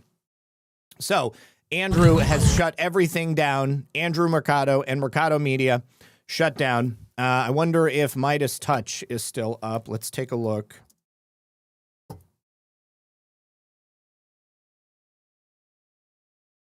Yes, they are, and it doesn't look like they're sharing anything from last night. They've got a whole bunch of stuff up. Okay. So Andrew deserves a visit from the FBI, I think. All right, real quickly before we continue, very brief message from our friends over here at Rumble. My friends, if you still have not tried 1775 coffee yet, you really should. They have some of those starter kits available, and in that starter kit, you're going to get their bold dark roast. It's nice and hard. Their smooth medium roast, very clean and crisp, and then their Vitality mushroom coffee to give you that clean energy and laser focus without the crash. All from the highest quality beans you can get. Single origin, small batch, toxin, and mold-free. Plus, you're going to get that free gold spoon clip, their very strong frother, and a black 1775 tumbler. It's $170 worth of coffee and gear, and it's all yours for $99. This is for the ones who've been watching 1775 blow up on Rumble and wondering if it's actually worth it. It truly is. So go to 1775coffee.com/studio and grab one of those starter kits before they're gone and get yourself a package of bold beans, clean fuel, and a morning routine that stands for something just like Rumble does. Thank you very much to Rumble and 1775. Okay, continuing. Shoot. Edit, undo, close tab. All right, so Deputy Attorney General Todd Blanche has also spoken out using some very strong language about what happened last night. Now, Deputy Attorney General Todd Blanche issued a statement last night on the violent anti-ICE protests, calling the riots the Minnesota insurrection and terrorism, and vowing to stop Governor Tim Walz, Minneapolis Mayor Jacob Pkwy as well, by whatever means necessary. So these comments come in response to the reporting by Bill Maluzhin that an ICE agent, of course, was forced to shoot that illegal alien. He said, ICE operates in thousands of counties without incident. Men and women doing their job, protecting us from criminal aliens. Minnesota insurrection is a direct result of a failed governor and a terrible mayor encouraging violence against law enforcement. It's disgusting. Walz and Frey, I'm focused on stopping you from your terrorism by whatever means necessary. This is not a threat. That is a promise. So, at a press conference last night, Mayor Jacob Pkwy complained that he doesn't have enough police officers to fight ICE agents on the street. And take a look at this. Not only that, he is also essentially asking the police who are on the streets to fight ICE along with the residents of Minnesota. Now, I want you to watch the face of the police chief. Now, this guy is a leftist. He's married to a Somalian, but he's also a cop. And he also understands the implications of what Jacob Pkwy is asking of him. Take a look. And we're in a position right now where we have residents that are asking the very limited number of police officers that we have to fight ICE agents on the street, to stand. His eyes popped open. He was like, what? By their neighbors. We cannot be at a place right now in America where we have two governmental entities that are literally fighting one another. Why are we put in this position? We're put in this position because we have approximately 600 police officers in Minneapolis, far fewer that are able to work at any given time. And there are approximately 3,000 ICE agents in the area. 3,000. And we're not enough, if you ask me. Now, shortly after Jacob Pkwy made that comment, the police chief also went up and had to speak for himself.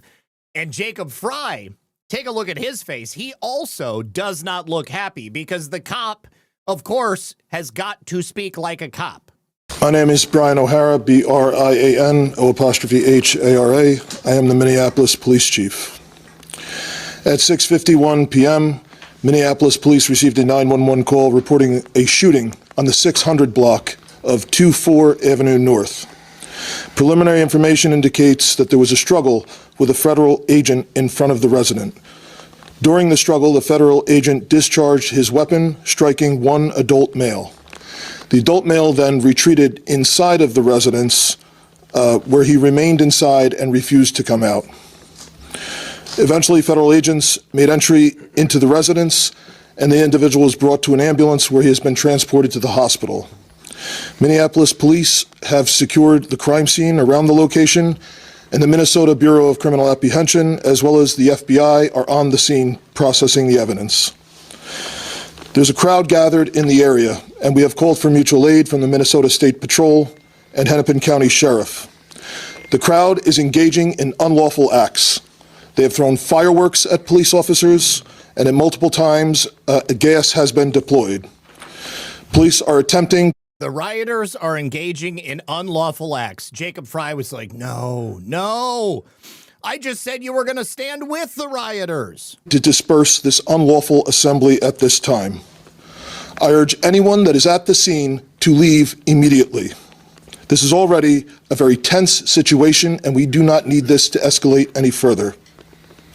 I have faith that the investigators are involved will follow every lead in this case and ensure it is completed to its logical conclusion. Yeah, that logical conclusion is going to be a whole bunch of these people rounded up and taken to jail. Now, take a look at this. A Minnesota state senator by the name of Bobby Joe Champion says that the assault on that ICE agent last night is an example of Minnesota being a place where we help our neighbors.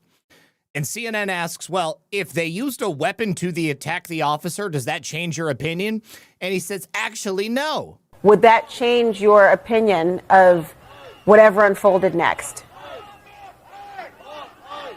Actually, no, right? Because from our vantage point, we wanted to make sure and always wanted to make sure that Minnesotans are being dealt with properly. And when we think in terms of what's the proper way for an officer to deal with a suspect and people who are assisting them and attacking the officer with a weapon, the proper response is to use your gun to shoot them. That is the only proper response. This guy, just take a look. You know, this is him right here. Gay black dude in a turtleneck, right? All right. So exactly what you would expect. Now we get to the meat here. So President Trump, he says this morning in an announcement responding to these attacks on ICE last night that if Jacob Pkwy and Tim Walz don't clean this shit up, he will invoke the Insurrection Act. We're going to do this. This statement comes after a night of violence. It went all night. Minneapolis rioters broke into this vehicle. They stole weapons. They took confidential, sensitive documents with the identities, names, addresses, ranks, social security numbers, phone numbers of ICE agents, of FBI agents. President Trump wrote, if the corrupt politicians of Minnesota do not obey the law and stop the professional agitators and insurrectionists from attacking the patriots of ICE, who are only doing their job, I will institute the Insurrection Act, which many presidents have done before me, and quickly put an end to the travesty that is taking place in that once great state. Thank you for your attention to this matter. President Donald J. Trump. We need this. Do it, President Trump. There's no more reason that you need to even consider this. ICE agents had their car tires slashed last night. They had their windows busted open. There were guns that were stolen. All of that confidential information was broadcast on countless left-wing streams all across the internet. There were even right-wing streams that were just replaying the stuff. I only found and wanted to use the one that covered it up because I felt it was so inappropriate to blast their information all over the internet. Those guys are already in enough danger. Now, Kristi Noem visited the White House today and discussed she and President Trump's conversation. Do you have any plans to pull out of Minnesota? No plans to pull out of Minnesota. How would you describe what you were seeing on the ground there? Would you describe it as an insurrection? And do you believe the president should invoke the Insurrection Act? I describe it as violent a violation of the law in many places. I discussed with the president this morning several things that we are dealing with under the department and different operations. We did discuss the Insurrection Act. He certainly has the constitutional authority to utilize that. My hope is that this leadership team in Minnesota will start to work with us to get criminals off the streets. Do you have any plans? Now, that's going to be the key. President Trump and the administration are going to give Fry and Walz one more opportunity. All right. Walz, this morning, after President Trump made his announcement, he said, I am making a direct appeal to the president. Let's turn the temperature down. Stop this campaign of retribution. This is not who we are. And an appeal to Minnesotans. I know this is scary. We must speak out loudly, urgently, but also peacefully. We cannot fan the flames of chaos. That's what he wants. So let's see what happens today. What happens tonight? Because tonight is really going to be the litmus test. Now, in a press briefing today where Caroline Leavitt discussed this and many other things, a left-wing reporter for The Hill, this guy's not even an American, he's Irish. He's an Irish commie. I love the Irish. I'm Irish, but this guy's a commie. He's a left-wing Irishman. He essentially calls the death of Renee Nicole Good a killing, a reckless killing. And Caroline Leavitt lights into him and chews him a new asshole. It was wonderful. Everything correctly. 32 people died in ICE custody last year. 170 U.S. citizens were detained by ICE. And Renee Good was shot in the head and killed by an ICE agent. How does that equate to them doing everything correctly? Why was Renee Good unfortunately and tragically killed? Are you asking me my opinion? Because an ICE agent acted recklessly and killed her unjustifiably. Oh, okay. So you're a biased reporter with a left-wing opinion. What do you want me to do? Yeah, because you're a left-wing hack. You're not a reporter. You're posing in this room as a journalist, and it's so clear by the premise of your question. And you and the people in the media who have such biases but fake like you're a journalist, you shouldn't even be sitting in that seat. But you're pretending like you're a journalist, but you're a left-wing activist. And the question that you just raised and your answer proves your bias. You should be reporting on the facts. You should be reporting on the cases. Do you have the numbers of how many American citizens were killed at the hands of illegal aliens who ICE is trying to remove from this country? I bet you don't. I bet you didn't even read up on those stories. I bet you never even read about Laken Riley or Jocelyn Nungray or all of the innocent Americans who were killed at the hands of illegal aliens in this country. And the brave men and women of ICE are doing everything in their power to remove those heinous individuals and make our communities safer. And shame on people like you in the media who have a crooked view and have a biased view and pretend like you're a real honest journalist. Yeah, he's not an honest journalist. There was no reckless shooting that involved the death of Renee Good. Renee Good attempted to use her vehicle to squish an ICE agent. She got exactly what she deserved. It's Tony Man says, hey, Zach, I just got home from the surgeon. Surgery set for February 18th and February 20th, so I'll be keeping you updated. I just wanted to thank you in the chat for your support. It means so much. Good, brother. I hope that you get the relief that you're going for, and I hope that everything turns out good for you. Continue to keep Tony in your prayers, guys. All right, now, Stephen Miller, of course, he's ready to go right now. He understands that this was an insurrection, that the actions that are taking place in Minnesota can only be described in one way. And that means that we can only deal with it in one way. Read their own words and hear their own words and judge their own conduct to understand that this is clearly an insurgency against the federal government. They are describing the federal government as an occupying force. Just think about that for a second. The federal government is responsible for the administration of federal law, the administration of federal benefits, the administration of federal resources, the administration of federal immigration enforcement in all 50 states. Right? The federal government, whether it's providing the funding for our entitlement and our safety net programs, whether it is providing security at our airports and our ports of entry, whether it is maintaining the safety and security of our roads, our transportation, our bridges. And of course, the federal government has sole jurisdiction and authority over immigration law because we have one national immigration law. We do not have, just like we have one national currency, we have one national flag, we have one national constitution, we have one national immigration law.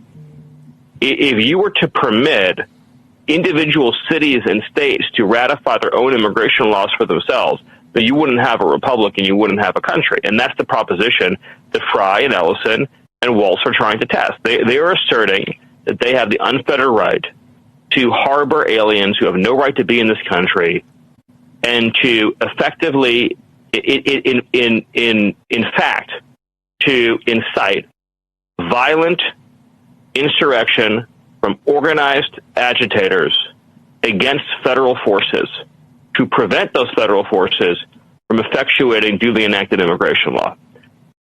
ICE is doing nothing wrong. They are doing exactly what they are prescribed to do. And the people who are actively trying to stop ICE are now finding out what it means when you get what you deserve. Now, today at the ICE facility in Minneapolis, these left-wing protesters finally started to get arrested. We're told that the Border Patrol... Okay. This is a serious clash happening right now. So John, we're told that the Border Patrol chief, Dan Bavino, is with them at this time. Let's see if we can pick up the audio. Let's listen.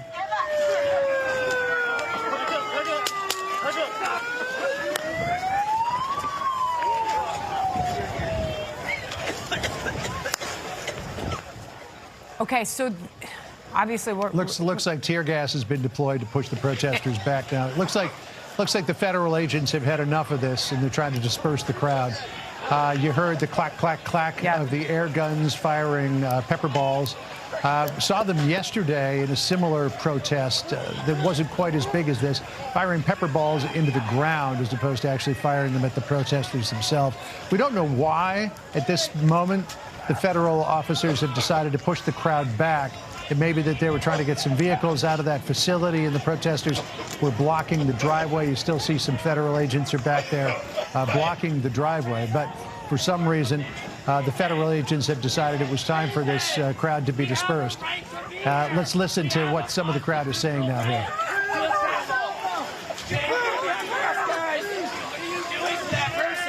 What are you doing?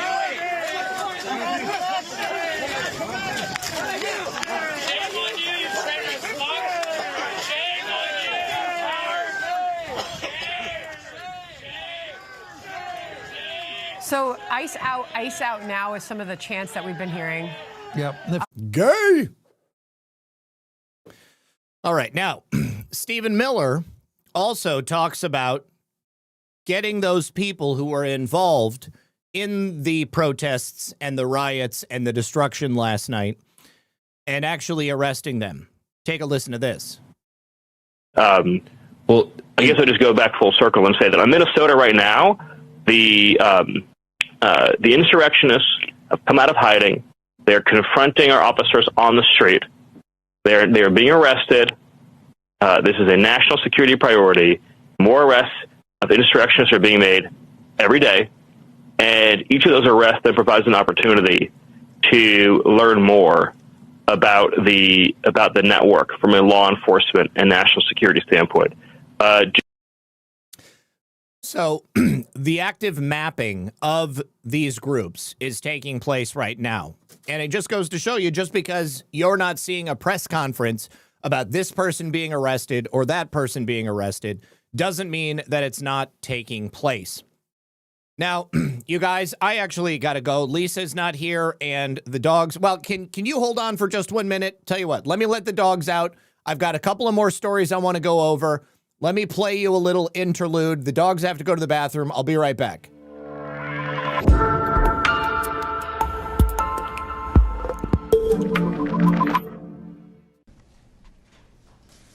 Good morning. I'm here to give you an update on the FBI's investigation of Secretary Clinton. What I want to do is tell you what we're recommending. But first, let me tell you what we found. 110 emails in 52 email chains have been determined to contain classified information. What difference at this point does it make? 8 of those chains are top secret, 36 of those chains secret, and 8 contain confidential information. What difference at this point does it make? Everything I did was permitted. There was no law, no regulations. Secretary Clinton should have known that an unclassified system was no place for that conversation. I did not email any classified material to anyone on my email. None of these emails should have been on any kind of unclassified system, not even Gmail. Well, first of all, nothing was marked classified. To the contrary. Nothing was marked classified. There is evidence. Nothing was marked classified. Now let me tell you what we found. Oh my gosh. 110 emails. It was not the best choice. 52 email chains. It was a mistake. Have been determined to contain classified information. What difference at this point does it make? 8 of those chains were top secret. Wasn't the best choice. 6 of those chains I said it was a mistake. and 8 contained confidential information. What difference at this point does it make? With respect to our recommendation, this is going to be an unusual statement in at least a couple of ways. Although there is evidence, our judgment is that no reasonable prosecutor would bring such a case. I know there will be intense public debate. I know there will be intense public debate. I know there will be intense public debate. What difference at this point does it make? All right. It wasn't the best choice. 52 email chains determined to have information. What difference at this point does it make? Of those chains were top It was not a good choice. 6 of those chains I said it was a mistake. and 8 contained confidential information. What difference at this point does it make? I absolutely love that song. That's like one of my favorites. All right, you guys, getting back into it. You guys, Muffin, give me a few more minutes, honey. I want to finish this right here. All right, so there have been a couple of continuing resolution spending bills that have made their way through Congress in the last couple of days. I believe they have 5 or more so that they have until the 30th of January to vote on so that the government will be fully funded for the next year. Tim Burchett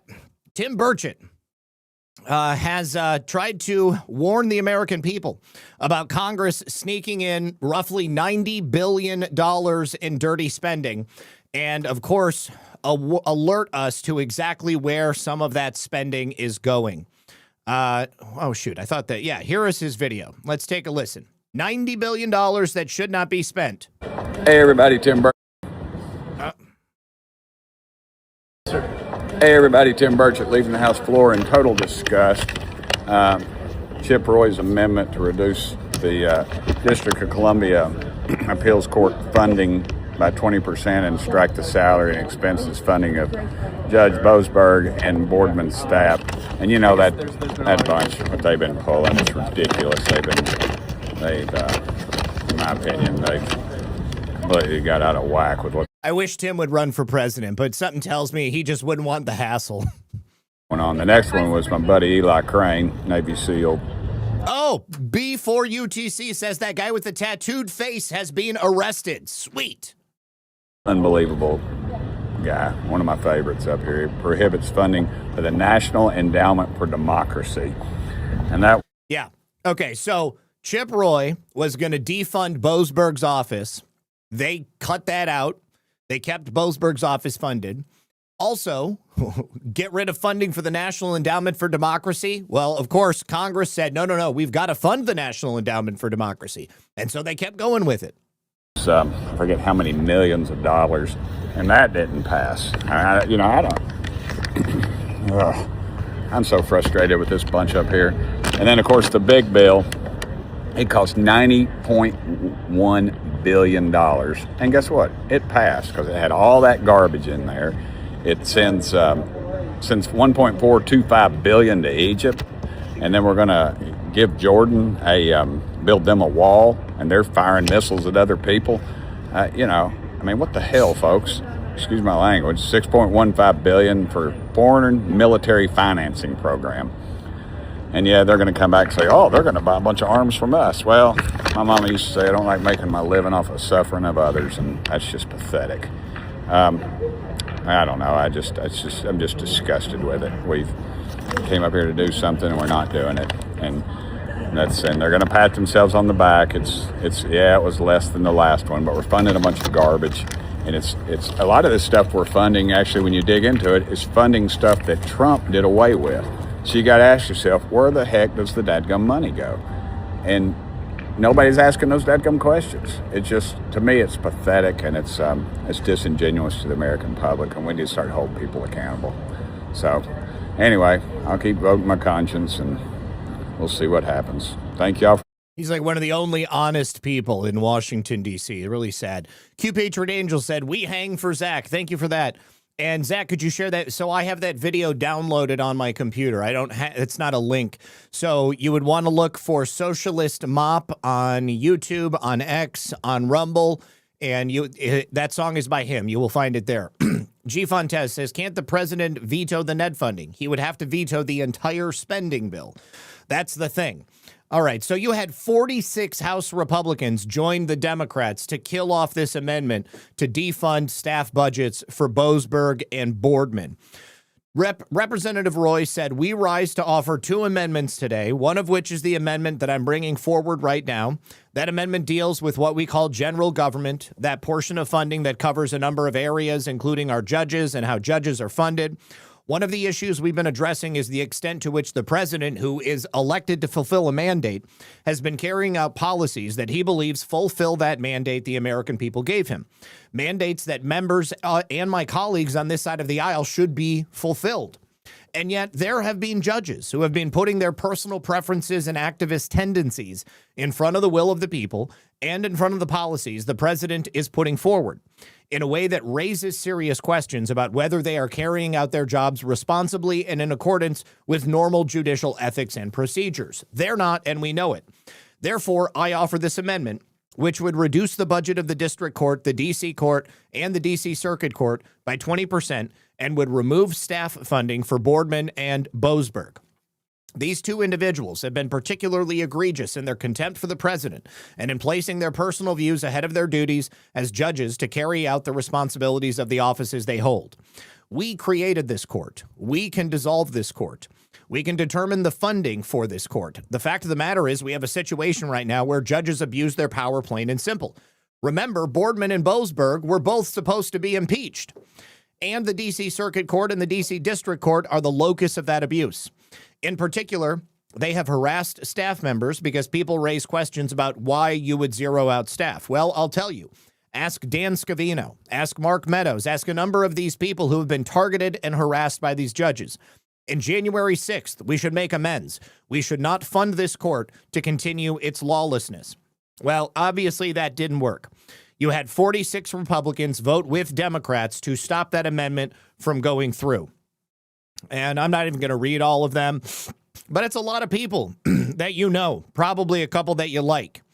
But it just goes to show you that most of these people are not good. Now, let's talk about the funding for the National Endowment for Democracy. That was supposed to have been done away with.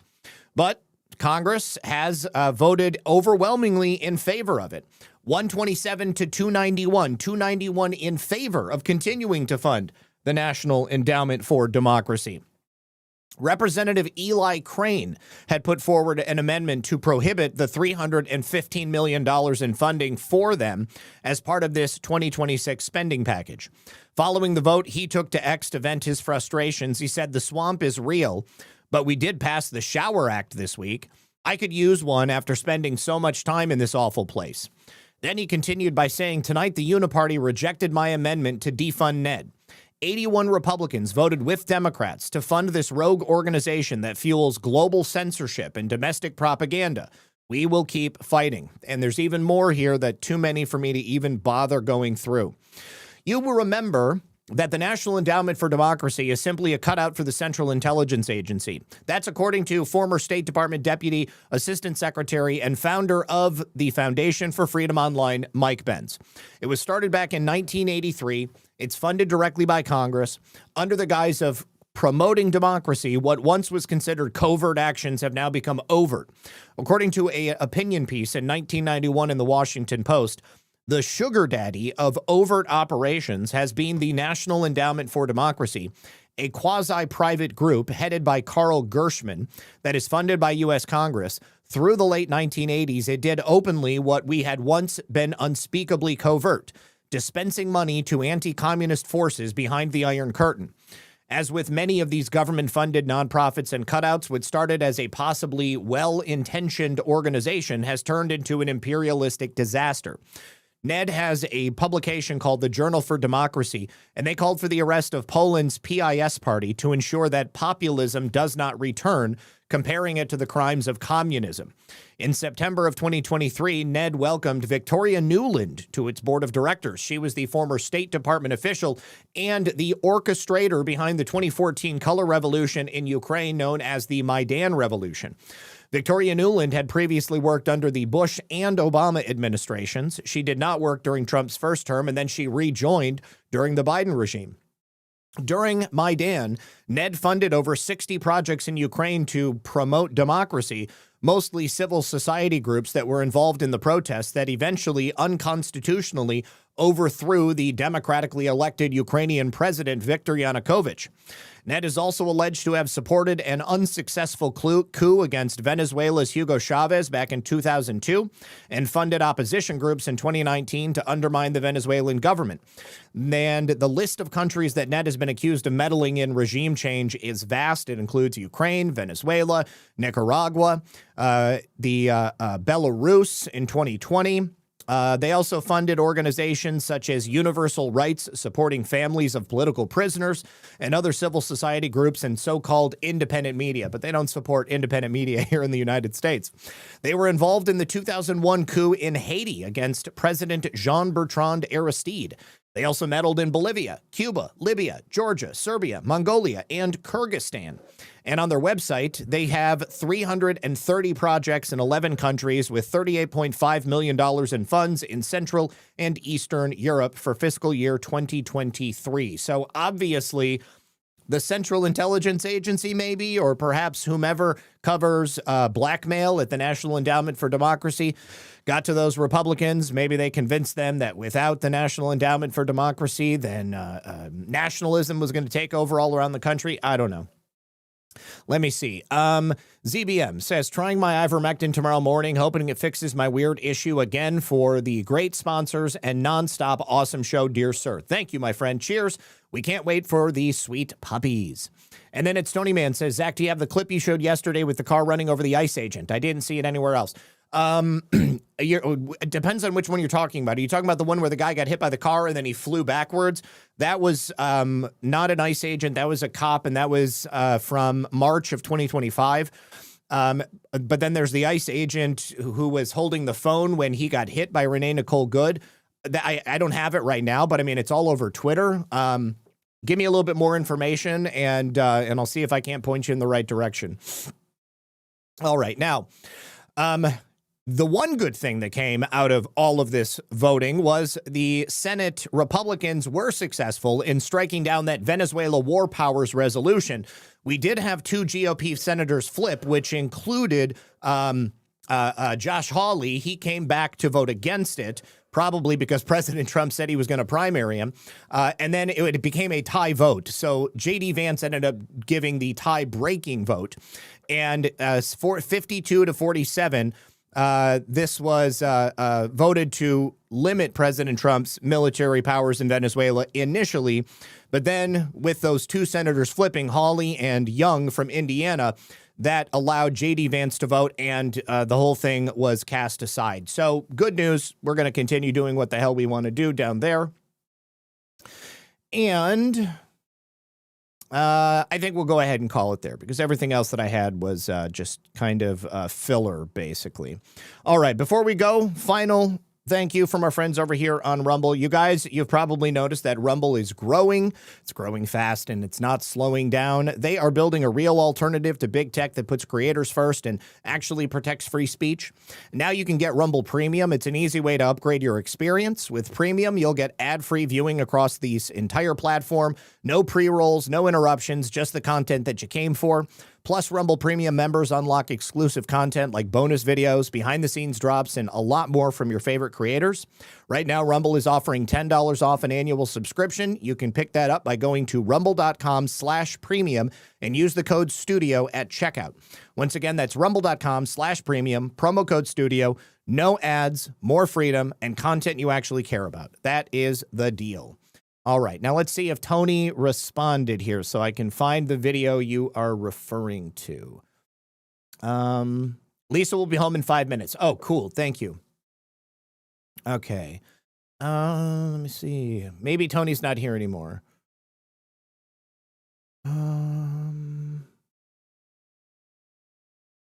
Yeah, I don't see you in the chat, Tony. Your wife said, thank you, guys. I see that. Appreciate you.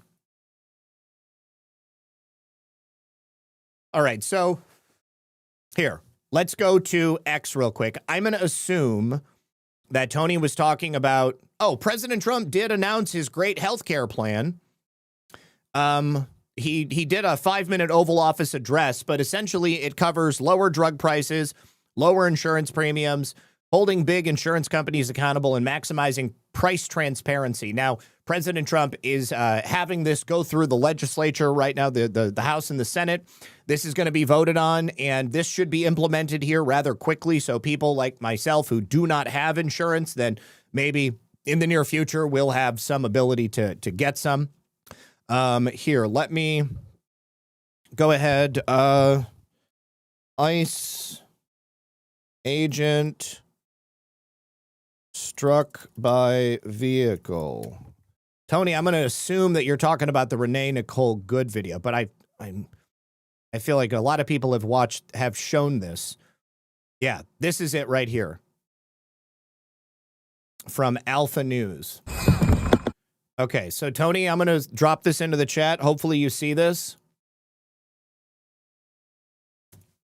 All right, so that is the ICE agent being hit. And then the cop that was hit by woman in SUV.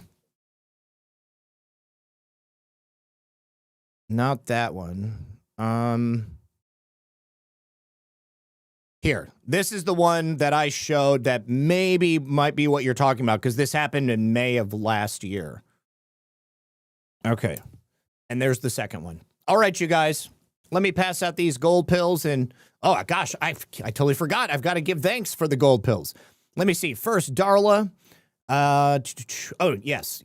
Darla says, hey, Zach and Lisa, thanks again for your time and much appreciated efforts. Hello, chat, and much love to all except any demon rats lurking about. Red Pill Ken, thank you again. 123 SKG, thank you for the cookie. Hogleg 71, thank you for the cookie and the can. No Thanks Joe says, thanks Lisa and Zach. I believe that as with any business in any industry, there are good and there are bad. And I also think that the free ride line of work is absolutely ripe for fraud. But a legitimate state infrastructure with a system of checks and balances really helps. Absolutely. Elderly and disabled people are the ones, in my opinion, who should have these sorts of safety nets available for them. And when you've got all of that money being siphoned off by people who otherwise should not be receiving it, it of course puts the people who really need the help in a very bad position. Darla says, do you think those vehicles unattended to justify the Insurrection Act? I think maybe white hats knew better than to just leave their unattended weapons on the street. So the officers' vehicles that were there, they were there for enforcement actions. And the reason the crowd showed up was because they had that unscheduled shooting. I could see that potentially happening. But those vehicles were left because all of those people were blocking the streets and they essentially mobbed the officers. So the officers left because they didn't want to shoot anybody else and they didn't want any more dangerous attacks on their life. So it's possible that they were forced into that position, but they also may have been well aware that something like that was going to happen. So either way, I'm okay with it. Hogleg71, thank you for the cookie, the can, and the cookie. And No Thanks Joe says, no, Jacob Fry, this is happening in your city due to you wanting to protect your illegal voting base and launder money rather than putting any money towards hiring proper police staffing numbers needed to protect your city properly. Fry, God bless, stay safe. Zach and Lisa, much love. Stay safe, Zach and Lisa. Much love to you as well, brother. Hogleg71, thank you for the cookie. Judy the Lady Pug, thank you for the cookie. Hogleg says, it's cool, Zach. Take care of the pups. I appreciate you, homie. And then Enoch, good to see you. They Are Here, another song off my upcoming America 250 album. And you can find me on your music streaming platforms as Enoch Rising to catch the album when it's released. All right, so I'm going to go ahead and pass this out, you guys. Hopefully everybody here has subscribed to Enoch after we played that video last week. I will go ahead and play this as the closing song as well. And then Hogleg71, thank you for the cookie. Let me pass out these gold pills. And then we'll hear Enoch's latest song, and then I will see you guys on the next one. Okay, join us tomorrow at 5 p.m. for another episode of Red Pill News Live. Check out all the other sponsors of the program in the description of this video. My friend Mike Lindell over at MyPillow.com. Use code RP78 to save up to 80% off of Mike Lindell's amazing American-made products. My friend Jordan over at ConsciousStrength.net. Use code RP78 to save 10% off of Jordan's also American-made products, including the Methylene Blue, the Shilajit. He's got green energy and collagen, and also a brand new vitamin C product, as well as a parasite cleanse, which is hilariously titled. He's also got DMSO, Myco coffee, zeolite, oregano oil, curcumin, furcumin, stuff for you and your pets. Also, My Patriot Supply, prepare with redpill78.com for survival foods. And what happened? My other friends over at goallgood.com, use code RP78. I'll have to pull that up again. I don't know what happened to the website. But hang on just a second.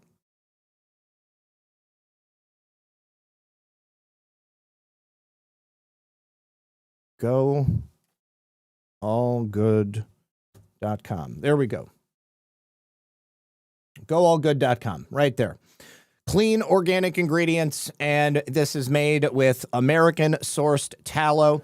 And, of course, this is a viewer, a sponsor of the program as well. You can get their sale, which includes bundles of items, or you can get the individual items and use code RP78 to get a special discount on everything they offer. And if you are not on YouTube and you like apricots, there's another product that you may be specifically interested in. You can go to the link in the description below this video. My friends over at Richardson Nutrition Center, rncstore.com, also use the code RP78 to save on those products as well. We're going to go ahead and leave it there, and I'll be back tomorrow at 5 p.m. Eastern. Good luck. God bless. We'll see you guys soon. Bye-bye. Oh, hold on. I have to pull up the song from Enoch. What? It says the address is invalid. Huh. Hold on, Enoch.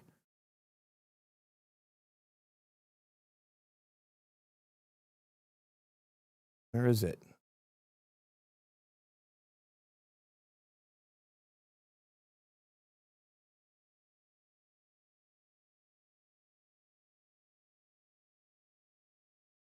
Okay, now it's working. And there we go.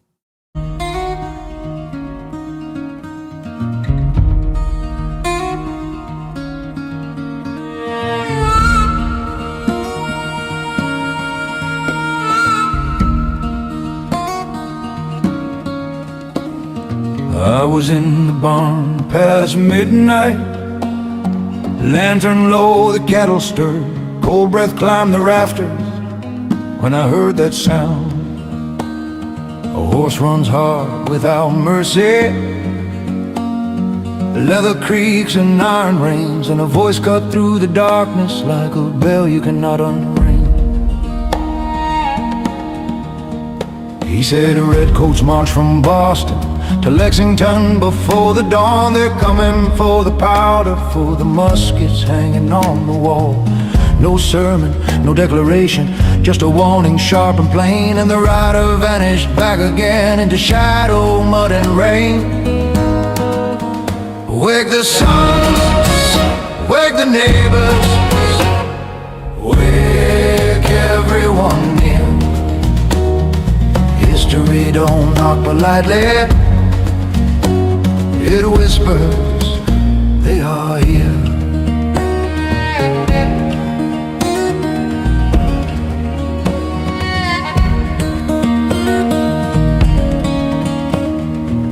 We left with half-filled backpacks, kissed wives like borrowed men. Farm hands turned to militiamen before the sun came in.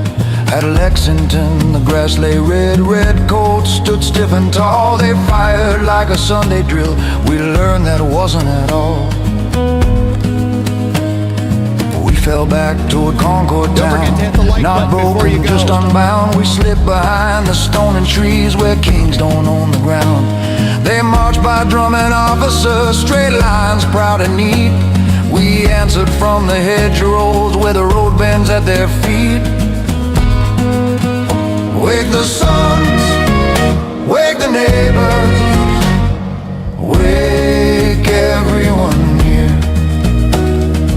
History don't knock politely, it whispers, they are here.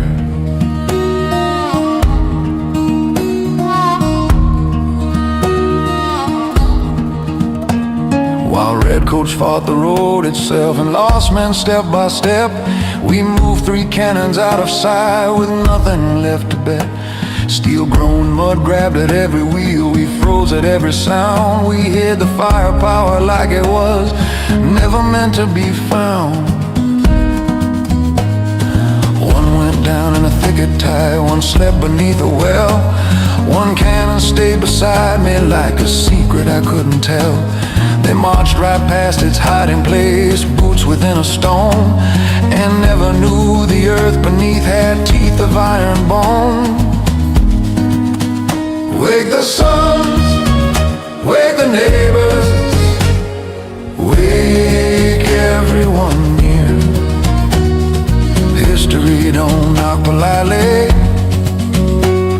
it whispers, they are here.